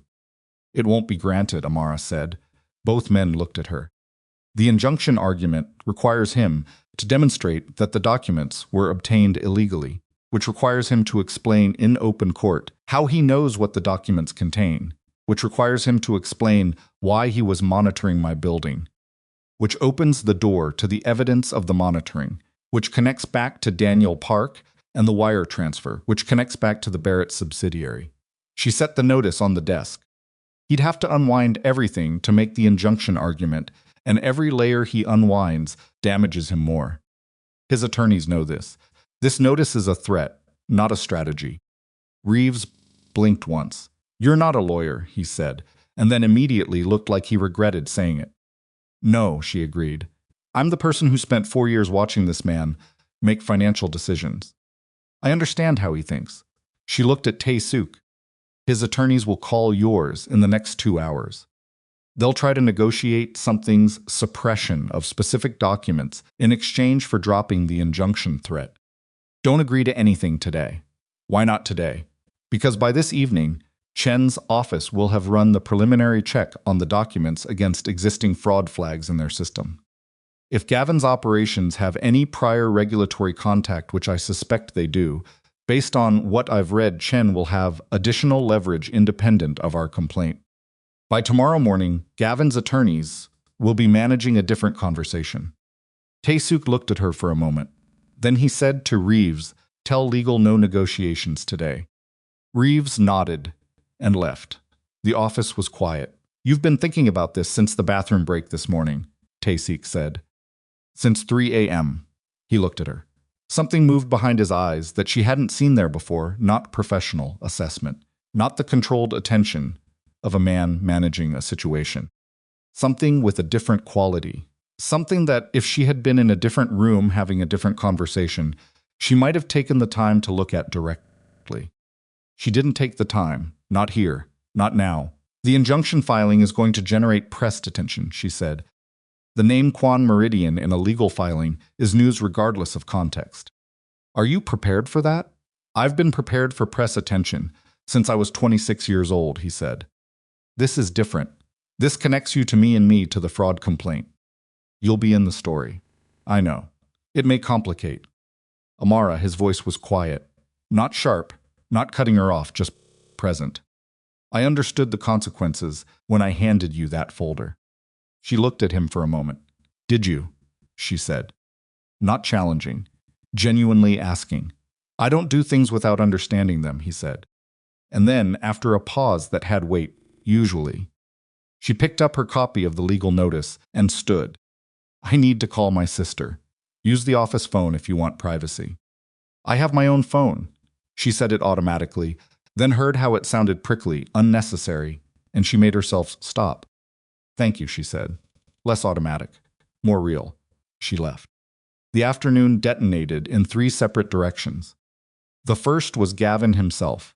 At 2:15, he appeared in the lobby of the Kwon Meridian building, not announced, not with an appointment, just there, in a suit she hadn't seen before. With 2 men she didn't recognize flanking him and the specific energy of a person who has made a decision that their hands are shaking slightly from. She knew he was there because the lobby security called the 43rd floor at 2:16, and she took the call because Junho was in a meeting. She said, tell him the building is closed to visitors without prior authorization. The security guard, to his credit, delivered the message and held the position when Gavin pushed back, and then called up again at 2:19 to report that the visitor was requesting to speak directly with Mistress.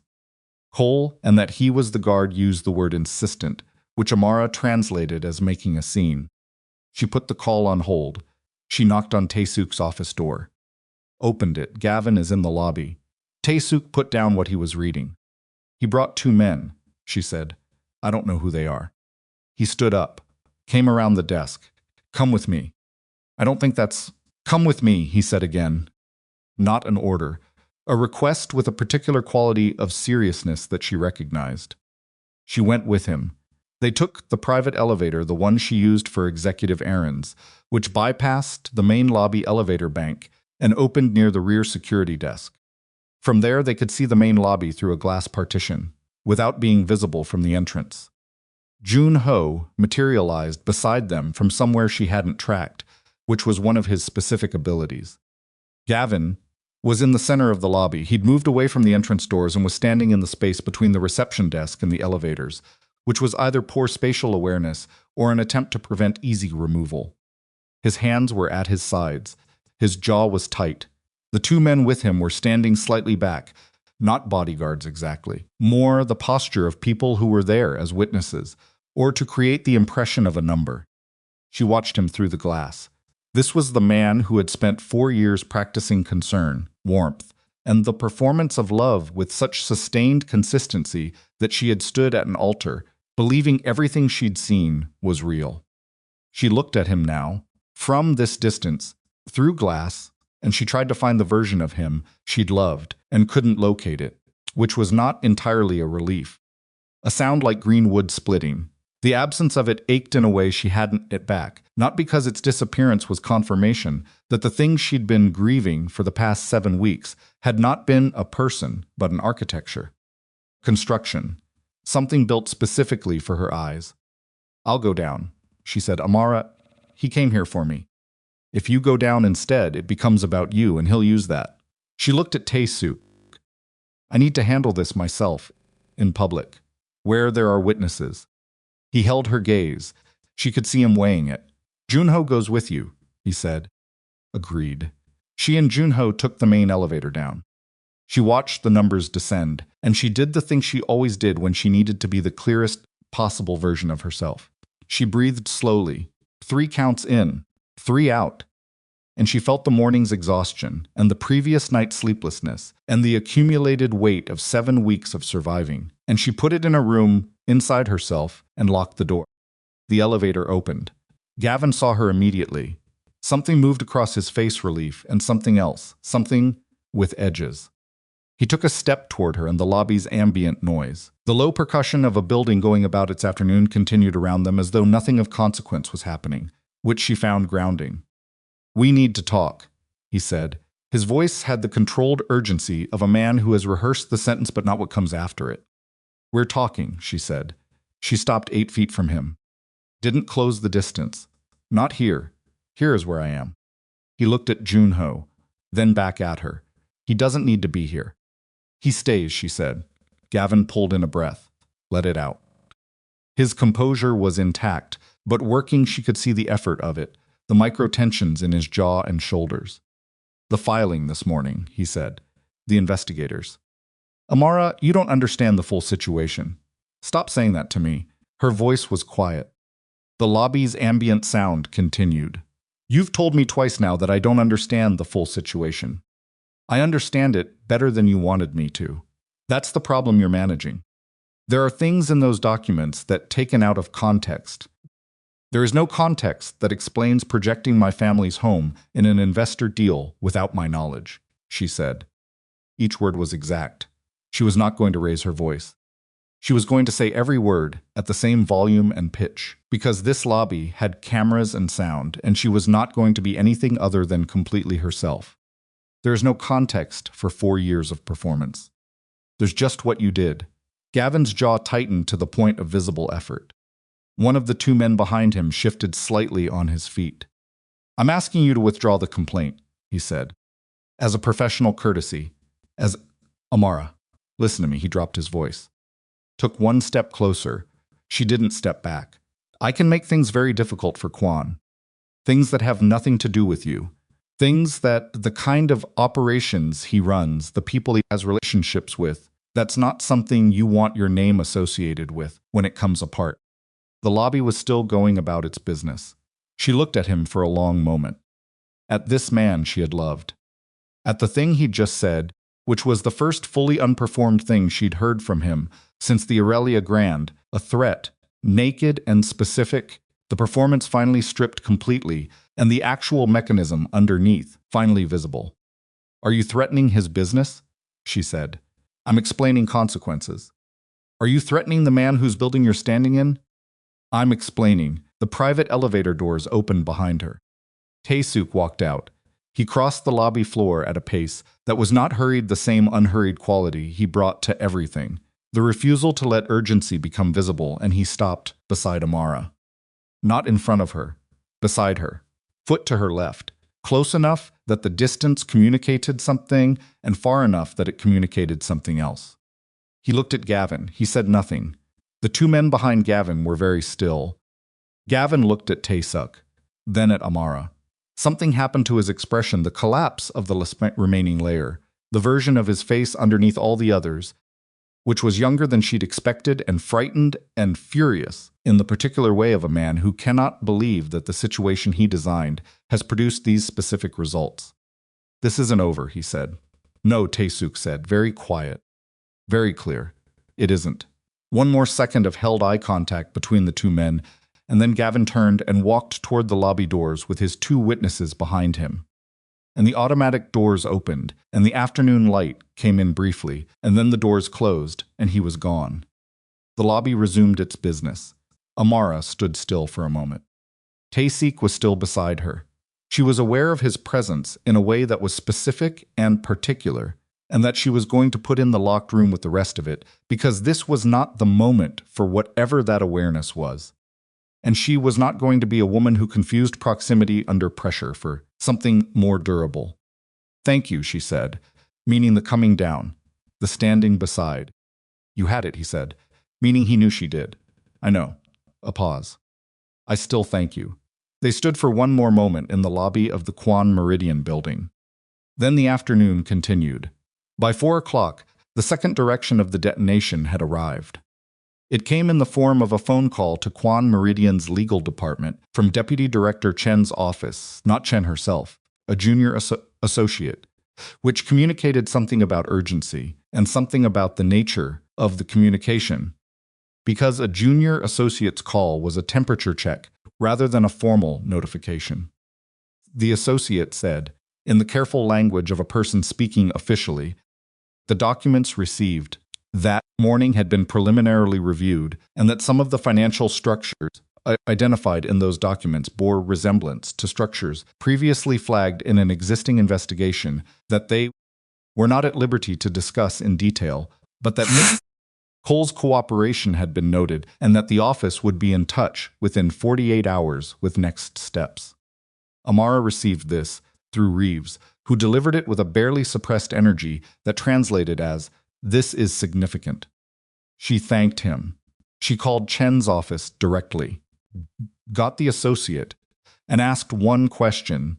"Is there currently an active federal investigation into Mercer's operations independent of what I provided this morning?" The associate, after a pause of professional consideration, said, "I'm not able to confirm or deny the existence of other investigations, Ms. Cole, but I would say that your timing was well considered." She thanked him, hung up. She sat at her desk and stared at the middle distance for approximately 45 seconds. The thing she'd suspected was true. Gavin had not only done what he'd done to her the 4 years, the projection, the assets, the performance of love deployed as financial strategy. He had done versions of this before. The document she'd provided had landed in an existing file. Her situation was not singular. She was not the first. A sound like green wood splitting. The rage that moved through her then was different from what she'd felt at the altar, different from what she'd felt reading the folder, different from the controlled burn of the restaurant table confrontation. This was quieter and colder and more absolute, the kind of rage that doesn't need to be expressed because it has already fully converted itself into purpose. She opened her laptop. She began writing a second document, not for Chen's office, not for legal, not for anyone official, personal account. Everything she remembered, everything she could reconstruct, organized chronologically and specifically, because if there were other women in that existing federal file, they deserved to have the complete picture. And she was the person who could provide it most accurately. And that was going to matter. She worked for 2 hours without stopping. The third direction hit at 6:47. Zuri called. "There's someone at the hospital," she said.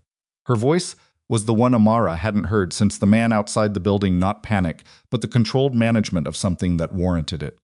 Not outside, inside, in the treatment floor corridor. "I don't know who he is, but he asked the nurse for my room number, and the nurse said she didn't give it to him, but he's still here." Amara was already standing up. "What does he look like?" Zuri described him. It was not the same man as before. "Stay in your room," Amara said. "Lock the door if it has a lock." "I'm calling someone." She was moving toward Junho's station before she'd finished the sentence. Junho was on his phone within 90 seconds. She heard him say 2 things in rapid Korean and then switch to English to give the hospital name and floor number to someone on the other end. He disconnected and looked at her. 12 minutes, he said. "He knows where my sister is," she said. Her voice was still even. The control was costing her more than it had costed her at any point in the past 7 weeks, but it was still holding. "This is a different escalation from the building." I know what it is," Junho said. And something in his face moved, not the precursor to approval this time, something older and more serious, something that had been under his professional neutrality all along and was now surfacing because the situation warranted it. "We're getting her out of there. She's in the middle of a treatment cycle. She can't just, I know. I've already called our medical coordinator. He's contacting her treatment team." His voice was even. "Absolute. We'll have her moved to a private facility by tomorrow. Fully staffed, fully equipped. Her treatment won't be interrupted." Amara looked at him. "This is beyond what my job," she started. "Miss Cole." He stopped her, not unkind. "This is not about your job." She held his gaze for a moment. Then she nodded. She went back to her desk and called Zuri. "Someone's coming," she said. "They'll be at your floor in about 10 minutes. They'll identify themselves as being from Kwon Meridian. Let them in, Amara." Zuri's voice was very carefully level. "What is actually happening right now?" "Gavin sent someone to the hospital." A silence. "Why?" Zuri said. "Because the complaint we filed this morning hit something bigger than just his deal with us, and he's trying to demonstrate that he has reach." She breathed. "He's wrong about whether that changes anything, but he's right that he can make things complicated. So we're moving you. To where? Somewhere with better security. Your treatment continues. Nothing medical changes." A pause. "I'm sorry, Zuri. I'm sorry that you're in the middle of this." "Don't apologize." Zuri's voice had changed, steadied, in the particular way it steadied when she said something. "This isn't yours to apologize for. This is his." "Yes," Amara said. "D's. It is." She was still on the phone with Zuri when she heard footsteps behind her and turned to see Tae-seok crossing the floor toward her desk, which told her that Junho had informed him within approximately 90 seconds of the call, which told her something about the hierarchy of information flow that she noted and set aside. He stopped at her desk. His face was doing the thing it did when the situation had moved into the territory he understood best. The cold, absolute clarity of a man who was entirely comfortable making decisions under conditions of genuine threat. There was something almost relieving about it, which she registered and also set aside. "The hospital situation," he said. "Junho is handling it." "I know, I authorized the transfer." He paused. "I should have asked you first." She looked at him. "You did the right thing. I still should have asked." She held his gaze for a moment. Something moved between them that was not professional and was not the moment for whatever it was, and both of them knew it, and neither of them named it. "When this is over," she said, meaning when there was space for whatever this was. When they were not in the middle of a detonation with 3 simultaneous fronts, and her sister in a hospital corridor, and Gavin Mercer sending people to locations that mattered. "When this is over," he said, agreeing to the deferral, meaning something underneath it. She nodded once. She turned back to her laptop. "There's one more thing," Tae-seok said. She could hear something in his voice that was different from the day's previous registers. Mercer isn't going to stop with tonight. The hospital was a message he wanted you to know he has reached. The next move will be something designed to be public. The gala, she said. She'd known it since 6:15, since the moment she'd processed Gavin's presence in the lobby and the performance of it, the witnesses he'd brought, the public setting, the speech delivered in a place with cameras. The Kwon Meridian Foundation Gala. It's in 4 days. Yes, he'll come, he'll try. She turned around and looked at Tae-seok fully. Then we let him, she said. He looked at her. Say that again. We let him come. We don't block his entry. We don't have security intercept him. We let him walk into a room full of people, and whatever he's planning to do, we let him do it. She held his gaze. And then I handle it. The office was very quiet. Amara, he said. And just her name, his voice, at that volume, had a weight she felt in her sternum. I know what I'm asking, she said. I know the risk. The risk isn't to the gala, he said. The risk is to you. Publicly. In front of people who will record everything. I know. And you're certain. She thought about the altar. The envelope. The 4 years. The folder with her family's house in it. Zuri in a hospital corridor with a stranger asking for her room number. She thought about the woman who had walked back up that aisle in the Aurelia Grand and put her hand on a wall and breathed and then gotten back up. I'm certain, she said. Tae-seok was still for a moment. Then he said, I'll be there. I know, she said. She turned back to the desk. 4 days. Whatever Gavin Mercer was planning for the gala, whatever public move, whatever performance of a man trying to reclaim control of a situation that had slipped through the hands he'd never fully opened, he was going to walk into a room where Amara Cole had been standing long enough to know every exit and where Kwon Tae-seok was going to be exactly where he'd said he'd be, and the woman he'd spent 4 years treating as a calculation was going to be standing in the center of it, finished being the variable in someone else's equation, ready at last to write her own. The 4 days before the gala were the quietest Amara had experienced since the Aurelia Grand, which she understood was not actually quiet, but was the specific stillness of something gathering before it broke. Zuri was moved to the private facility on the first of those 4 days, a clean, well-staffed clinic in the upper 70s that Kwon Meridian's medical coordinator had arranged, with a speed that Amara chose not to examine too carefully. Because examining it meant thinking about the infrastructure behind it, and she had enough to carry without adding that. The treatment team transferred without interruption. Zuri's primary oncologist made the transition call herself, spoke to the new facility's lead physician for 40 minutes, and called Amara afterward to say that the continuity of care was intact and that the new facility was, if anything, better resourced. Amara thanked her. She visited Zuri that first evening, sat in the chair beside the bed, the way she always sat, not hovering, just present, occupying the space in the way of someone who had learned that presence was sometimes the entirety of what was needed.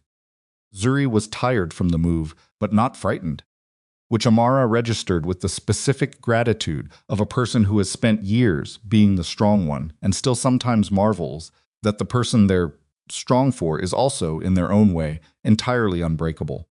The room is nicer, Zuri said, looking at the ceiling. Yes, the man who arranged it, Kwon. His coordinator arranged it. That's the same thing, and you know it. Zuri turned her head to look at her. The tiredness was there, but so was the attention, Zuri's attention, which had always been one of the most accurate instruments Amara knew. How are you doing? Not how is the situation, how are you? Amara thought about this, honestly, which she didn't always do when Zuri asked. I'm tired, she said. I'm angry in a way that doesn't go anywhere useful anymore, because it's already been converted. And she paused. I'm ready for it to be over. The gala is in 3 days. Yes. And then we see what's left, Amara said. Zuri looked at her for a long moment. Tell me the truth about him, she said. Tae-seok. Zuri, not what you're telling yourself. The truth. Amara was quiet for long enough that the quiet was its own answer. Then she said, he stood beside me in the lobby without being asked. When Gavin said what he said, he didn't respond.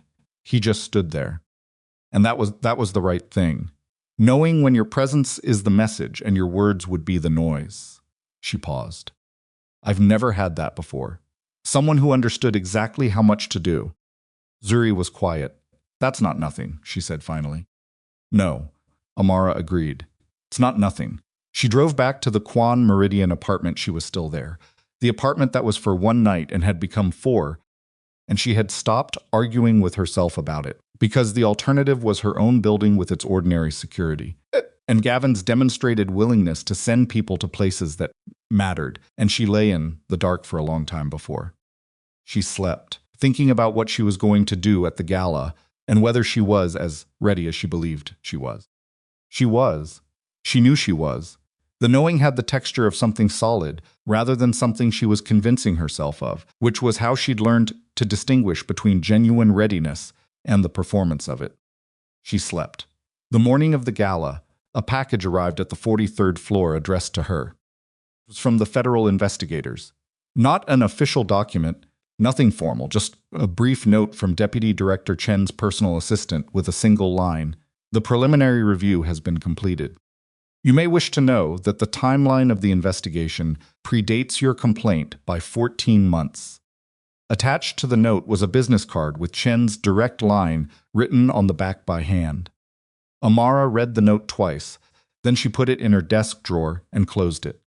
14 months.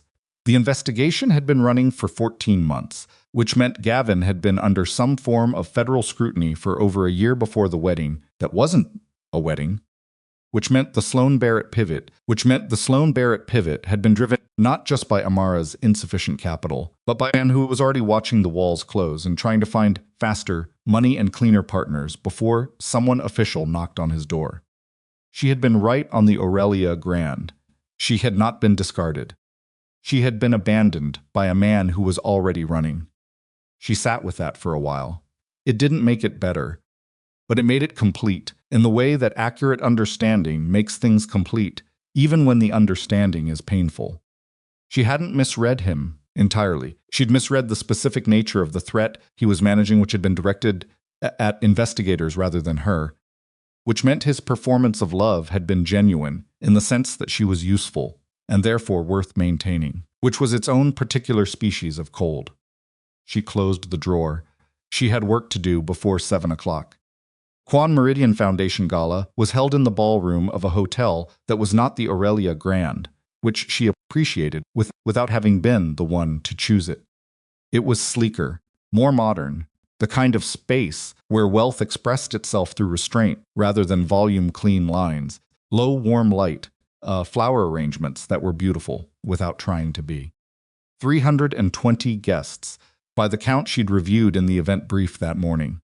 A mix of business partners, foundation donors, civic figures, and a careful cross-section of the kind of people whose presence at an event communicates that the event is worth attending. She wore a dress she'd bought 2 days before the gala, deep burgundy, structured at the shoulder, ending just below the knee. She'd bought it on her lunch break from a store 6 blocks from the office, tried it on once, and bought it in 11 minutes, which was a personal record. It fit correctly. It was the right color for what the evening required, which was not softness. She arrived at the venue at 6:30, 30 minutes before the doors opened, and she walked the room once exits. Camera positions, the layout of the tables, relative to the main entrance, the secondary entrance near the kitchen corridor, the position of the bar relative to the stage. She did this methodically and without self-consciousness, the way she did everything that required preparation.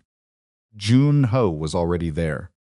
He met her near the registration table with the expression that had become, over the past 3 months, one of the faces she trusted most in any room, not because it gave things away, but because it never performed what wasn't true. He's coming, Jun Ho said. One of ours confirmed the car left his building 40 minutes ago. Alone, 2 people with him, not the same ones from the lobby. She nodded. Tae-seok? Already inside. Private room off the main corridor. He'll come out when the room fills. She looked around the ballroom. The tables being arranged, the staff moving, with practiced efficiency, the space filling slowly with the pre-event preparation that always had this specific quality, the held breath, feeling of a stage being set. "Junho," she said. "Yes. Whatever happens tonight, you've been fair with me since the first day. I want you to know I've noticed that." He looked at her for a moment. Something shifted in his face that was more than the precursor to approval. Something human and specific, and not quite expressible in his economy of expression, but present. "You earned it," he said. She nodded once, went to her assigned table. The ballroom filled over the next 40 minutes, and with it the particular energy of 300 people, generating warmth and noise, and the social performance of a formal evening, the careful dress, the calibrated laughter, a sound like green wood splitting, the conversations that were partly genuine and partly the maintenance of the networks that made everything function. Amara moved through it with the ease she'd developed over a career that required social fluency in professional spaces. A sound, and she talked to the people she needed to talk to, and listened to the ones who needed listening, and did not spend a single second performing the role of a woman who was waiting for something. She was not waiting. She was present. There was a difference. Tae-seok came out of the private corridor at 7:45, which was after the room had reached critical mass late enough to be intentional, early enough not to be theatrical. He was in a dark suit, no tie which she'd never seen on him before, and which suited him in the way that understated choices suited people who were genuinely confident rather than performing confidence. He crossed the room with the quality of movement he always had, the unhurried presence that didn't announce itself, and somehow registered everywhere. He found her without appearing to look for her, which she suspected was not coincidence. "How are you?" he said, quietly, close enough to be private. "Ready," she said, equally quiet. He looked at her face the way he sometimes did, with the complete attention of someone who was not managing the interaction but actually present for it. "You look—" He stopped himself. She looked at him. "Don't stop there." He met her eyes. "You look exactly like yourself," he said. "Which is what this night requires." It was the most precisely correct thing he could have said, and she knew he knew that, and she also knew it wasn't calculated, it was just true, which was the most disorienting kind of right thing. "Thank you," she said. They stood for one moment in the way they had stood in the lobby beside each other, close without closing the distance, the conversation happening in the space between what was said and what was understood. Then the evening moved, and they moved with it, separately, because this was still a professional event, and she was still, technically, his employee. And the formality of that was a container she was choosing to respect until the container was no longer needed. Gavin arrived at 8:12. She knew it before she saw him, because the room shifted not dramatically, not everyone at once, but the specific ripple of people noticing something and adjusting their awareness that moves through a crowd when something of consequence enters. She set her glass down on a passing tray and turned. He was at the entrance with two men and Sloane Barrett. Sloane was in silver again, a different dress from the Aurelia Grand but the same color, which Amara had a split second to find either deliberate or oblivious before she moved on to the more important data. Gavin's posture was the one she'd seen in the lobby-controlled urgency, the effort of maintenance, a man holding something together, through will, rather than ease. His eyes found her across the room with the speed of someone who had been looking for her before he'd fully cleared the door. She held his gaze. She did not move toward him. She did not look away. She simply stood where she was and let him cross the room, because crossing it was his choice, and the crossing would tell her things. Crossed it. Sloane remained near the entrance, which told Amara that this approach had been discussed, and that Sloane had been assigned the role of anchor there if needed, not present for the first contact. The two men flanked Gavin at a distance, doing the witness thing again. "You look well," Gavin said. His voice was the boardroom one, even controlled, the performance intact, but the infrastructure beneath it was visibly stressed in the way of something that has been maintained past its natural limit. "Thank you," she said, nothing else. He looked around the room.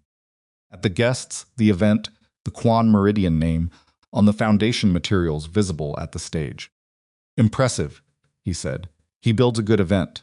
The foundation team builds a good event," she said. "Yes." He looked back at her. "I want to talk tonight." Somewhere quiet. Not he glanced around. Not publicly. Whatever you need to say to me, you can say it here, she said. I'm not going anywhere private with you. His jaw tightened. Amara, the complaint you filed, she said. It's in federal hands. It's not something you can negotiate me out of. There are ways to Gavin. Her voice did not rise. It was very even and very clear, and the people nearest to them were not actively listening, but were in the radius where her listening happened without effort. You came here tonight because you thought you could say something or do something in this room that would change my position. That you could use the publicity of this event, or the setting, or whatever it is you've planned to pressure me. She paused. What you've actually done is walk into a room where every person who matters to the Kwon Meridian Network is present and visible, and drawn attention to yourself.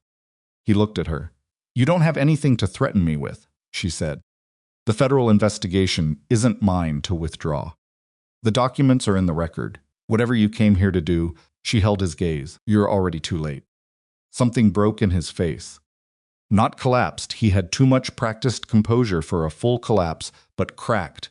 The specific fracture of a man who has run the calculation repeatedly and keeps arriving at the same answer and still cannot accept it. I built 4 years around you, he said. Lower. The performance dropping slightly in a way that might have been real or might have been the final layer of strategy, and she found, standing here, that she no longer needed to know which. You built 4 years around what you thought I could provide, she said. That's a different thing, and you know it. He was quiet. Then Zuri walked in from the side entrance. Amara had not known she was coming. She registered this fact in real time, the surprise of it, followed immediately by the recognition of Zuri's face, and Zuri's posture, and Zuri's specific quality of forward motion when she had decided something. She was in a green dress, and she looked exhausted in the particular way of someone who has been through months of treatment and has decided tonight that they are going to be somewhere that matters. And she walked across the ballroom floor with her chin up and her eyes on Gavin Mercer with an expression that had dimbling itself for weeks. She stopped beside her sister. She looked at Gavin. You promised our family things, Zuri said. Her voice was not loud. It was the voice of someone who has been sick and has learned to conserve their energy for what is worth spending it on. You sat in our mother's kitchen and you talked about the future like you meant it. You held my hand in the hospital and you said Amara would never have to carry everything alone again. She paused. And then you stood at an altar and handed her an envelope. Gavin said nothing. I'm not here to make a scene, Zuri said. I'm here because she never asked me not to come, and because you should have to look at me. You should have to look at both of us and understand exactly what you walked away from. She held his gaze for one more second, and that it wasn't yours to begin with. The room around them was doing the thing rooms do. When something real happens in a public space, the pretense of not listening, while listening completely, the social performance of discretion, while the actual attention was total and present. Gavin looked at Amara one more time. She looked back at him. There was nothing left to say between them that was worth the words it would take to say it.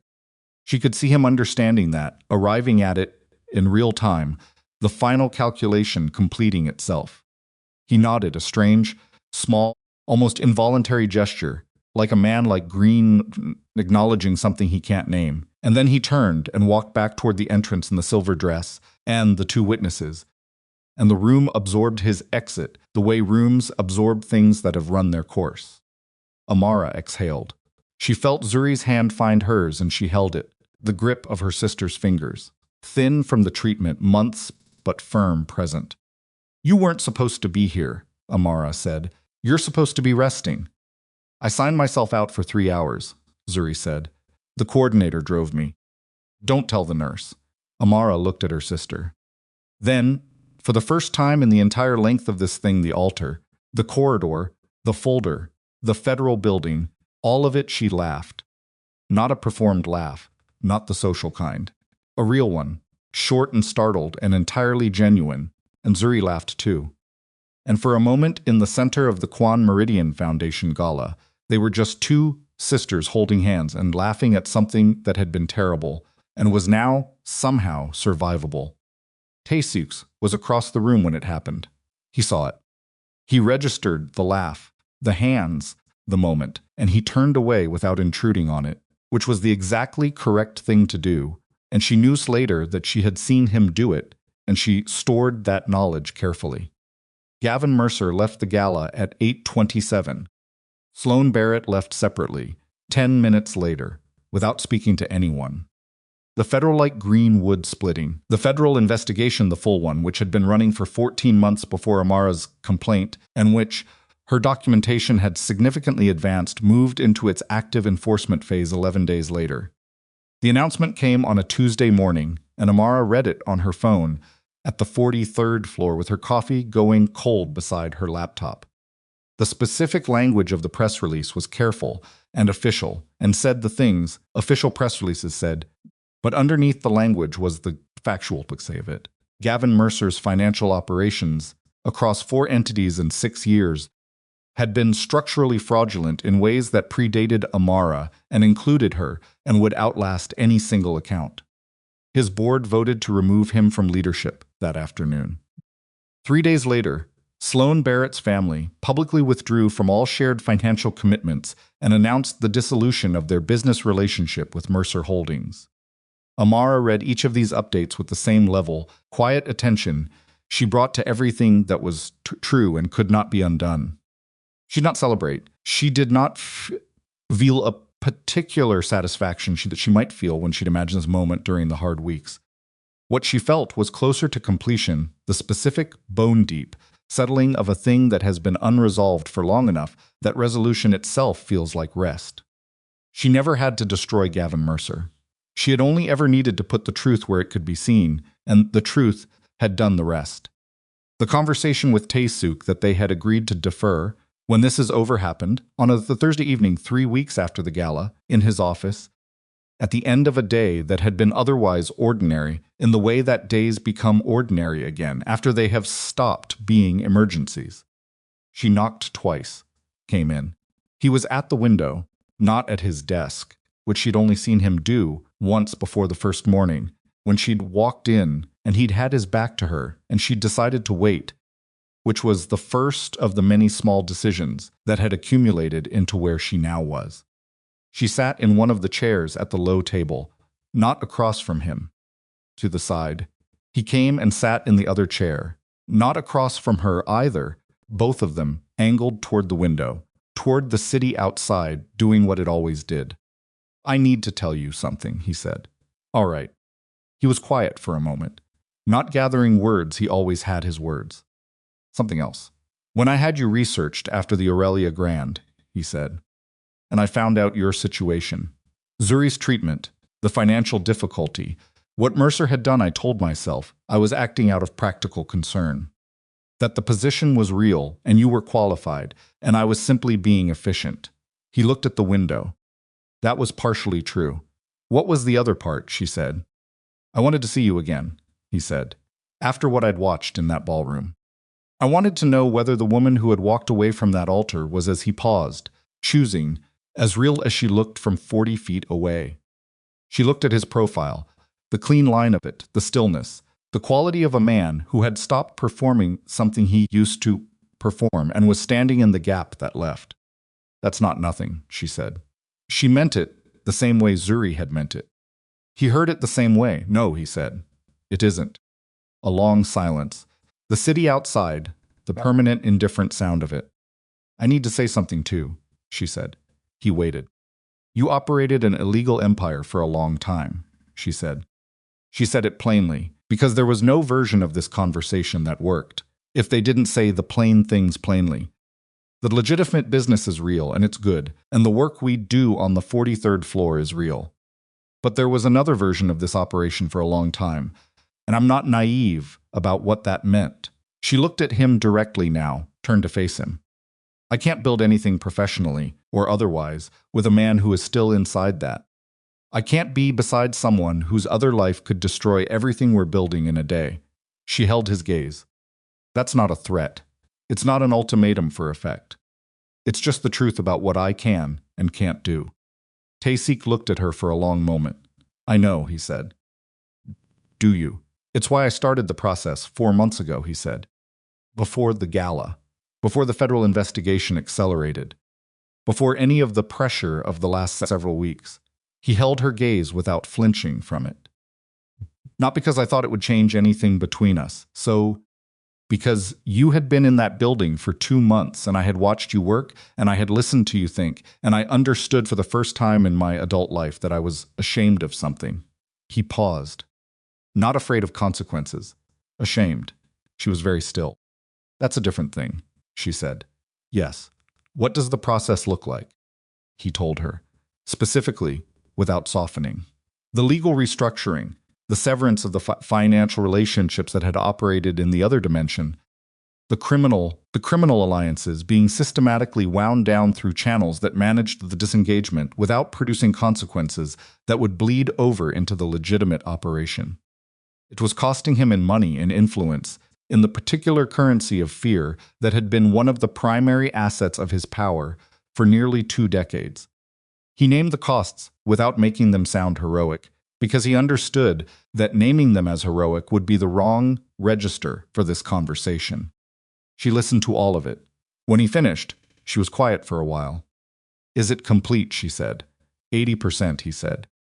The remaining 20% has a timeline of 6 months. I can show you the documentation. Show me the documentation, she said. He nodded. She looked at the window. At the city outside, permanent and indifferent, making its continuous sound.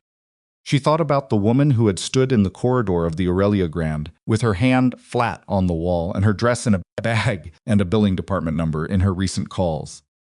She thought about the chair beside Zuri's hospital bed and the 4 years and the folder and federal fall building and the lobby and the gala. She thought about the accumulated cost of the past months and the specific, undeniable fact that she was still here, still clear-eyed, still capable of sitting in a room with a complicated man and telling him a true thing and expecting a true thing back. I'm not going anywhere, she said. The position is mine. I earned it. That's not contingent on anything personal. I know, he said, and whatever else this is, she gestured at the space between them, has its own timeline, its own terms. Yes, he said. And if the remaining 20% doesn't resolve in 6 months, it will, he said. Just certain. She looked at him. Show me the documentation, she said again. He did. The months that followed were not a montage. They were not a smooth upward line of increasing happiness and decreasing complication. They were months with the specific texture of months, the good days and the difficult ones, the ordinary professional friction of 2 people who shared a workspace and a growing understanding, and the constant negotiation of how much space to take up in each other's lives. Zuri finished her treatment course in early spring, which the oncologist described with the careful optimism of someone who had learned not to promise outcomes but could responsibly describe evidence. And the evidence was good. The scans were clear. The prognosis was, in the language of people who were paid to be accurate, cautiously excellent. She went home her own apartment, not Amara's, because Zuri had decided during her treatment months that she was going to live like someone who expected to live, which meant her own space and her own choices, and her own kitchen, organized exactly as chaotically as she preferred. On the day Zuri was discharged, Amara sat in the car outside the clinic for 10 minutes before going in, and she pressed her hands flat on her knees and breathed 3 counts in, 3 counts out, and allowed herself to feel the full weight of the months of carrying this, not to release it dramatically. Just to acknowledge it, to give it the brief recognition it had earned, before she walked in and she and her sister drove home in the ordinary, unremarkable way of people whose emergency was over and whose ordinary life was beginning again. The documentation Tae-seok had shown her was accurate. The 6-month timeline held. By summer, Kwon Meridian's restructuring was complete, verified by the legal team and an independent audit, and the version of Tae-seok's operation that had lived in the space between lines was gone, wound down, settled, finished. It hadn't been clean, none of it had been clean, but it was done, and the completion of it had the texture of something real rather than something managed. He told her when it was complete, briefly, directly, in the office, the same office where they'd had most of the conversations that mattered. He said, The audit cleared this morning, and she nodded and said, "Show me the report." And he showed her the report, and she read it. And then she said, "Okay." And he understood everything she meant. One evening in late spring, he took her somewhere she hadn't been before. A memorial garden on the west side, overlooking the Hudson, not large, not famous. The kind of place that existed in the city without being known by most of the city, accessible through a gate that required a code, which meant someone had been maintaining access to it for a long time. There were trees and a bench that faced the water, and in the early evening light, the river was doing the thing rivers do in that light, which is catch it and hold it and give it back changed. She had not known where they were going. He'd said, "Come with me. There's something I want to show you." And she'd come, which was itself a thing she noted, because she went very few places without knowing the destination, and she had gone here. They sat on the bench. He was quiet for a moment, in the particular way he was quiet when he had something precise to say, and was making sure of it first. Then he reached into his jacket pocket and produced a photograph. She took it. It was old, the quality of a photograph from 10 or 12 years ago, slightly warm in its color rendering, the edges sharp in a way that suggested it had been handled carefully and stored correctly. It showed a woman in a hospital bed, Korean, older, her face carrying the specific exhausted relief of someone who had been frightened and was no longer frightened. And beside her, holding her hand, was a young woman. Dark skin, natural hair pulled back, a face she recognized because it was her own face, 10 years younger, unguarded in the way faces are when they don't know they're being photographed. She sat very still. "My mother," he said, "and you." She looked at the photograph. She remembered it, not the photograph itself, but the afternoon it represented. A hospital, different from the ones that had become central to her life in recent months. Years earlier, a period when she'd been working near the medical district and had found an elderly woman wandering confused in a corridor, had stayed because the woman was frightened and there was no one else immediate, and because leaving someone frightened and alone when you had the ability to stay was simply not something Amara Cole did. She'd sat with her for hours. She'd read to her from a magazine she'd found on a waiting room table. She'd held her hand until family arrived. She'd slipped away before there were formal introductions because she was late and because the family had what they needed. She had never known the woman's name. "She talked about you," Tae-seok said, consistently in the last years of her life, about the young woman who stayed with her, who held her hand and read to her and didn't make her feel like a problem. His voice was even. She said she'd never properly thanked her. She said it was one of the things she thought about. A pause. She passed 14 months before the Aurelia Grand. Amara held the photograph. "When I had you investigated after the wedding," he continued, "one of the things Jun Ho found was a hospital record from that period. Your name in a visitor log in the wing where my mother was treated. I recognized what it meant immediately." She looked at him. "Is that why you offered me the position?" He met her eyes. "Why I looked. Why I wanted to understand who you were. But what I found," he paused. "What I found was a person who was nothing like what I'd been expecting from gratitude. You were more difficult than I expected. More principled.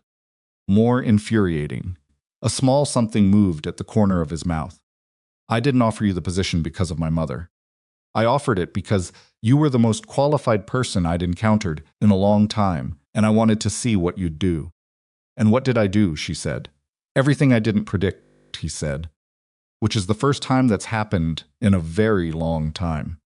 She looked back at the photograph, at her own young face beside his mother's, at the river beyond the bench, the light on the water, the city at their backs, continuing its continuous indifferent sound. She thought about the altar, about the corridor, about the hand flat on the wall, and the 3 counts in and 3 counts out, and the 11 job applications in the folder, and the federal building, and the gala. She thought about all the points along the way where a different version of herself might have taken a different door, the coordinator job that didn't pay enough, the meeting she could have declined, the folder she could have refused to open. She thought about how the shape of a life was made, not in the large decisive moments, but in the smaller ones, the choices made tired, the choices made afraid, the choices made without knowing they were choices at all. She handed the photograph back. He took it carefully. She said, "Tell me about her." He looked at her. "Your mother," she said. "Tell me who she was." And he did. There in the memorial garden, in the failing evening light, with the Hudson moving past them, and the city doing what cities do, Kwon Tae-seok, who did not speak easily about personal things, who had built 19 years of power, partly on the foundation of careful impenetrability, told her about his mother. Her specific humor, the way she'd made a dish he'd never been able to replicate, the advice she'd given him at 22 that he hadn't understood until he was 35. The way she'd said his name when she was proud of something he'd done, and the way she'd said it when she wasn't. He told her the way people tell things when they have been holding them for a long time and have finally found somewhere safe to put them down. She listened. She did not perform listening. She just listened. By the time the light was fully gone and the river had become a dark, moving thing below them, something had settled between them that was past the professional and past the careful and past the managed distance she'd been keeping since October. It was not dramatic. It had no specific moment of arrival. It was simply there, the way things are simply there when they have been building for long enough that their presence is quieter than their absence would be. She said, "I'm not going to make this easy on you." He said, "I know. I mean professionally as much as personally. I'm going to continue to disagree with you when I think you're wrong, and flag things you'd rather not have flagged and push back when pushing back is the right thing. I'm counting on it," he said. She looked at him in the dark. "This might be the strangest year of my life." "I imagine it is," he said. "You're a complicated man." "Yes, I'm a complicated woman." "I know," he said. That's the thing I can't stop thinking about." She was quiet for a moment. Then she leaned back on the bench, slightly not against him. Just back, a degree of ease she hadn't allowed herself in any position she'd occupied for many months, and she looked at the river, and she let herself feel, briefly, the specific exhausted relief of someone who has been frightened and is no longer frightened, who has been running towards something for so long that stillness feels like a new kind of motion. "One more thing," she said. "Yes, I want to see the rest of the documentation. The full restructuring. Not the summary, the actual filings. It's 800 pages. Then I'll need coffee," she said. He laughed. It was not his professional laugh, the controlled one she'd heard at events and meetings. It was shorter and more genuine, and slightly startled, in the way of people who have laughed because something actually reached them, and she stored the sound of it the way she stored the things that were worth keeping. "Monday," he said. "Monday," she agreed. They married the following spring, on a Saturday that was cold and clear and unremarkable, in the way that good days often are. No drama in the weather, no ceremony in the light, just a morning that was doing what mornings do. The ceremony was small. The guest list was the kind of list you make when you are marrying. For reasons that have nothing to do with audience, Zuri, healthy and in a dress she'd chosen entirely for herself, standing at Amara's left. Jun-ho in a suit with a pocket square that this time was straight. Reeves from the legal team who had asked to attend and been surprised when the answer was yes. Several of the logistics coordinators from the 43rd floor who had, over the course of a year, become the kind of colleagues who are closer to the word that comes after colleague. 2 people from the Federal Investigator's Office, which was an unusual guest list choice that Amara had made deliberately, because she believed in acknowledging the institutions that had worked correctly when they were asked to work correctly. The hospital staff who had cared for Zuri, as many as could come, because they deserved to see the outcome of what they'd spent months working toward. No 500 people, no crystal chandeliers, no sealed envelopes. Tae-seok was at the end of the aisle when she walked toward it. Asayan, and he looked at her the way he'd been looking at her since the beginning, with the complete attention of a man who was actually present for what he was seeing rather than managing his reaction to it. He did not perform emotion.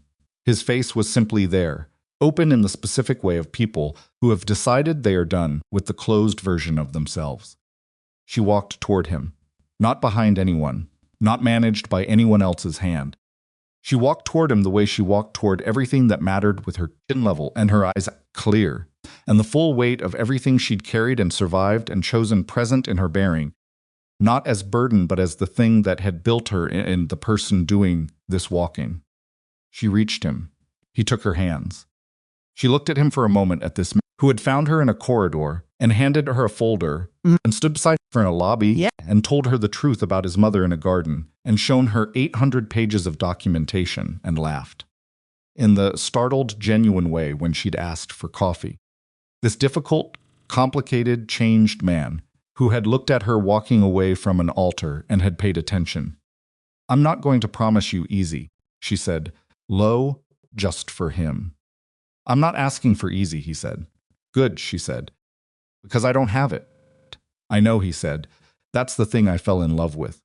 And Amara Cole, 33 years old, who had stood at one altar and walked away from it, with her hand flat on a wall and her breathing in and her breathing out, and the knowledge that she would get back up, stood at another altar and stayed. She stayed not because someone had rescued her, or because the story had produced a compensating reward for her suffering.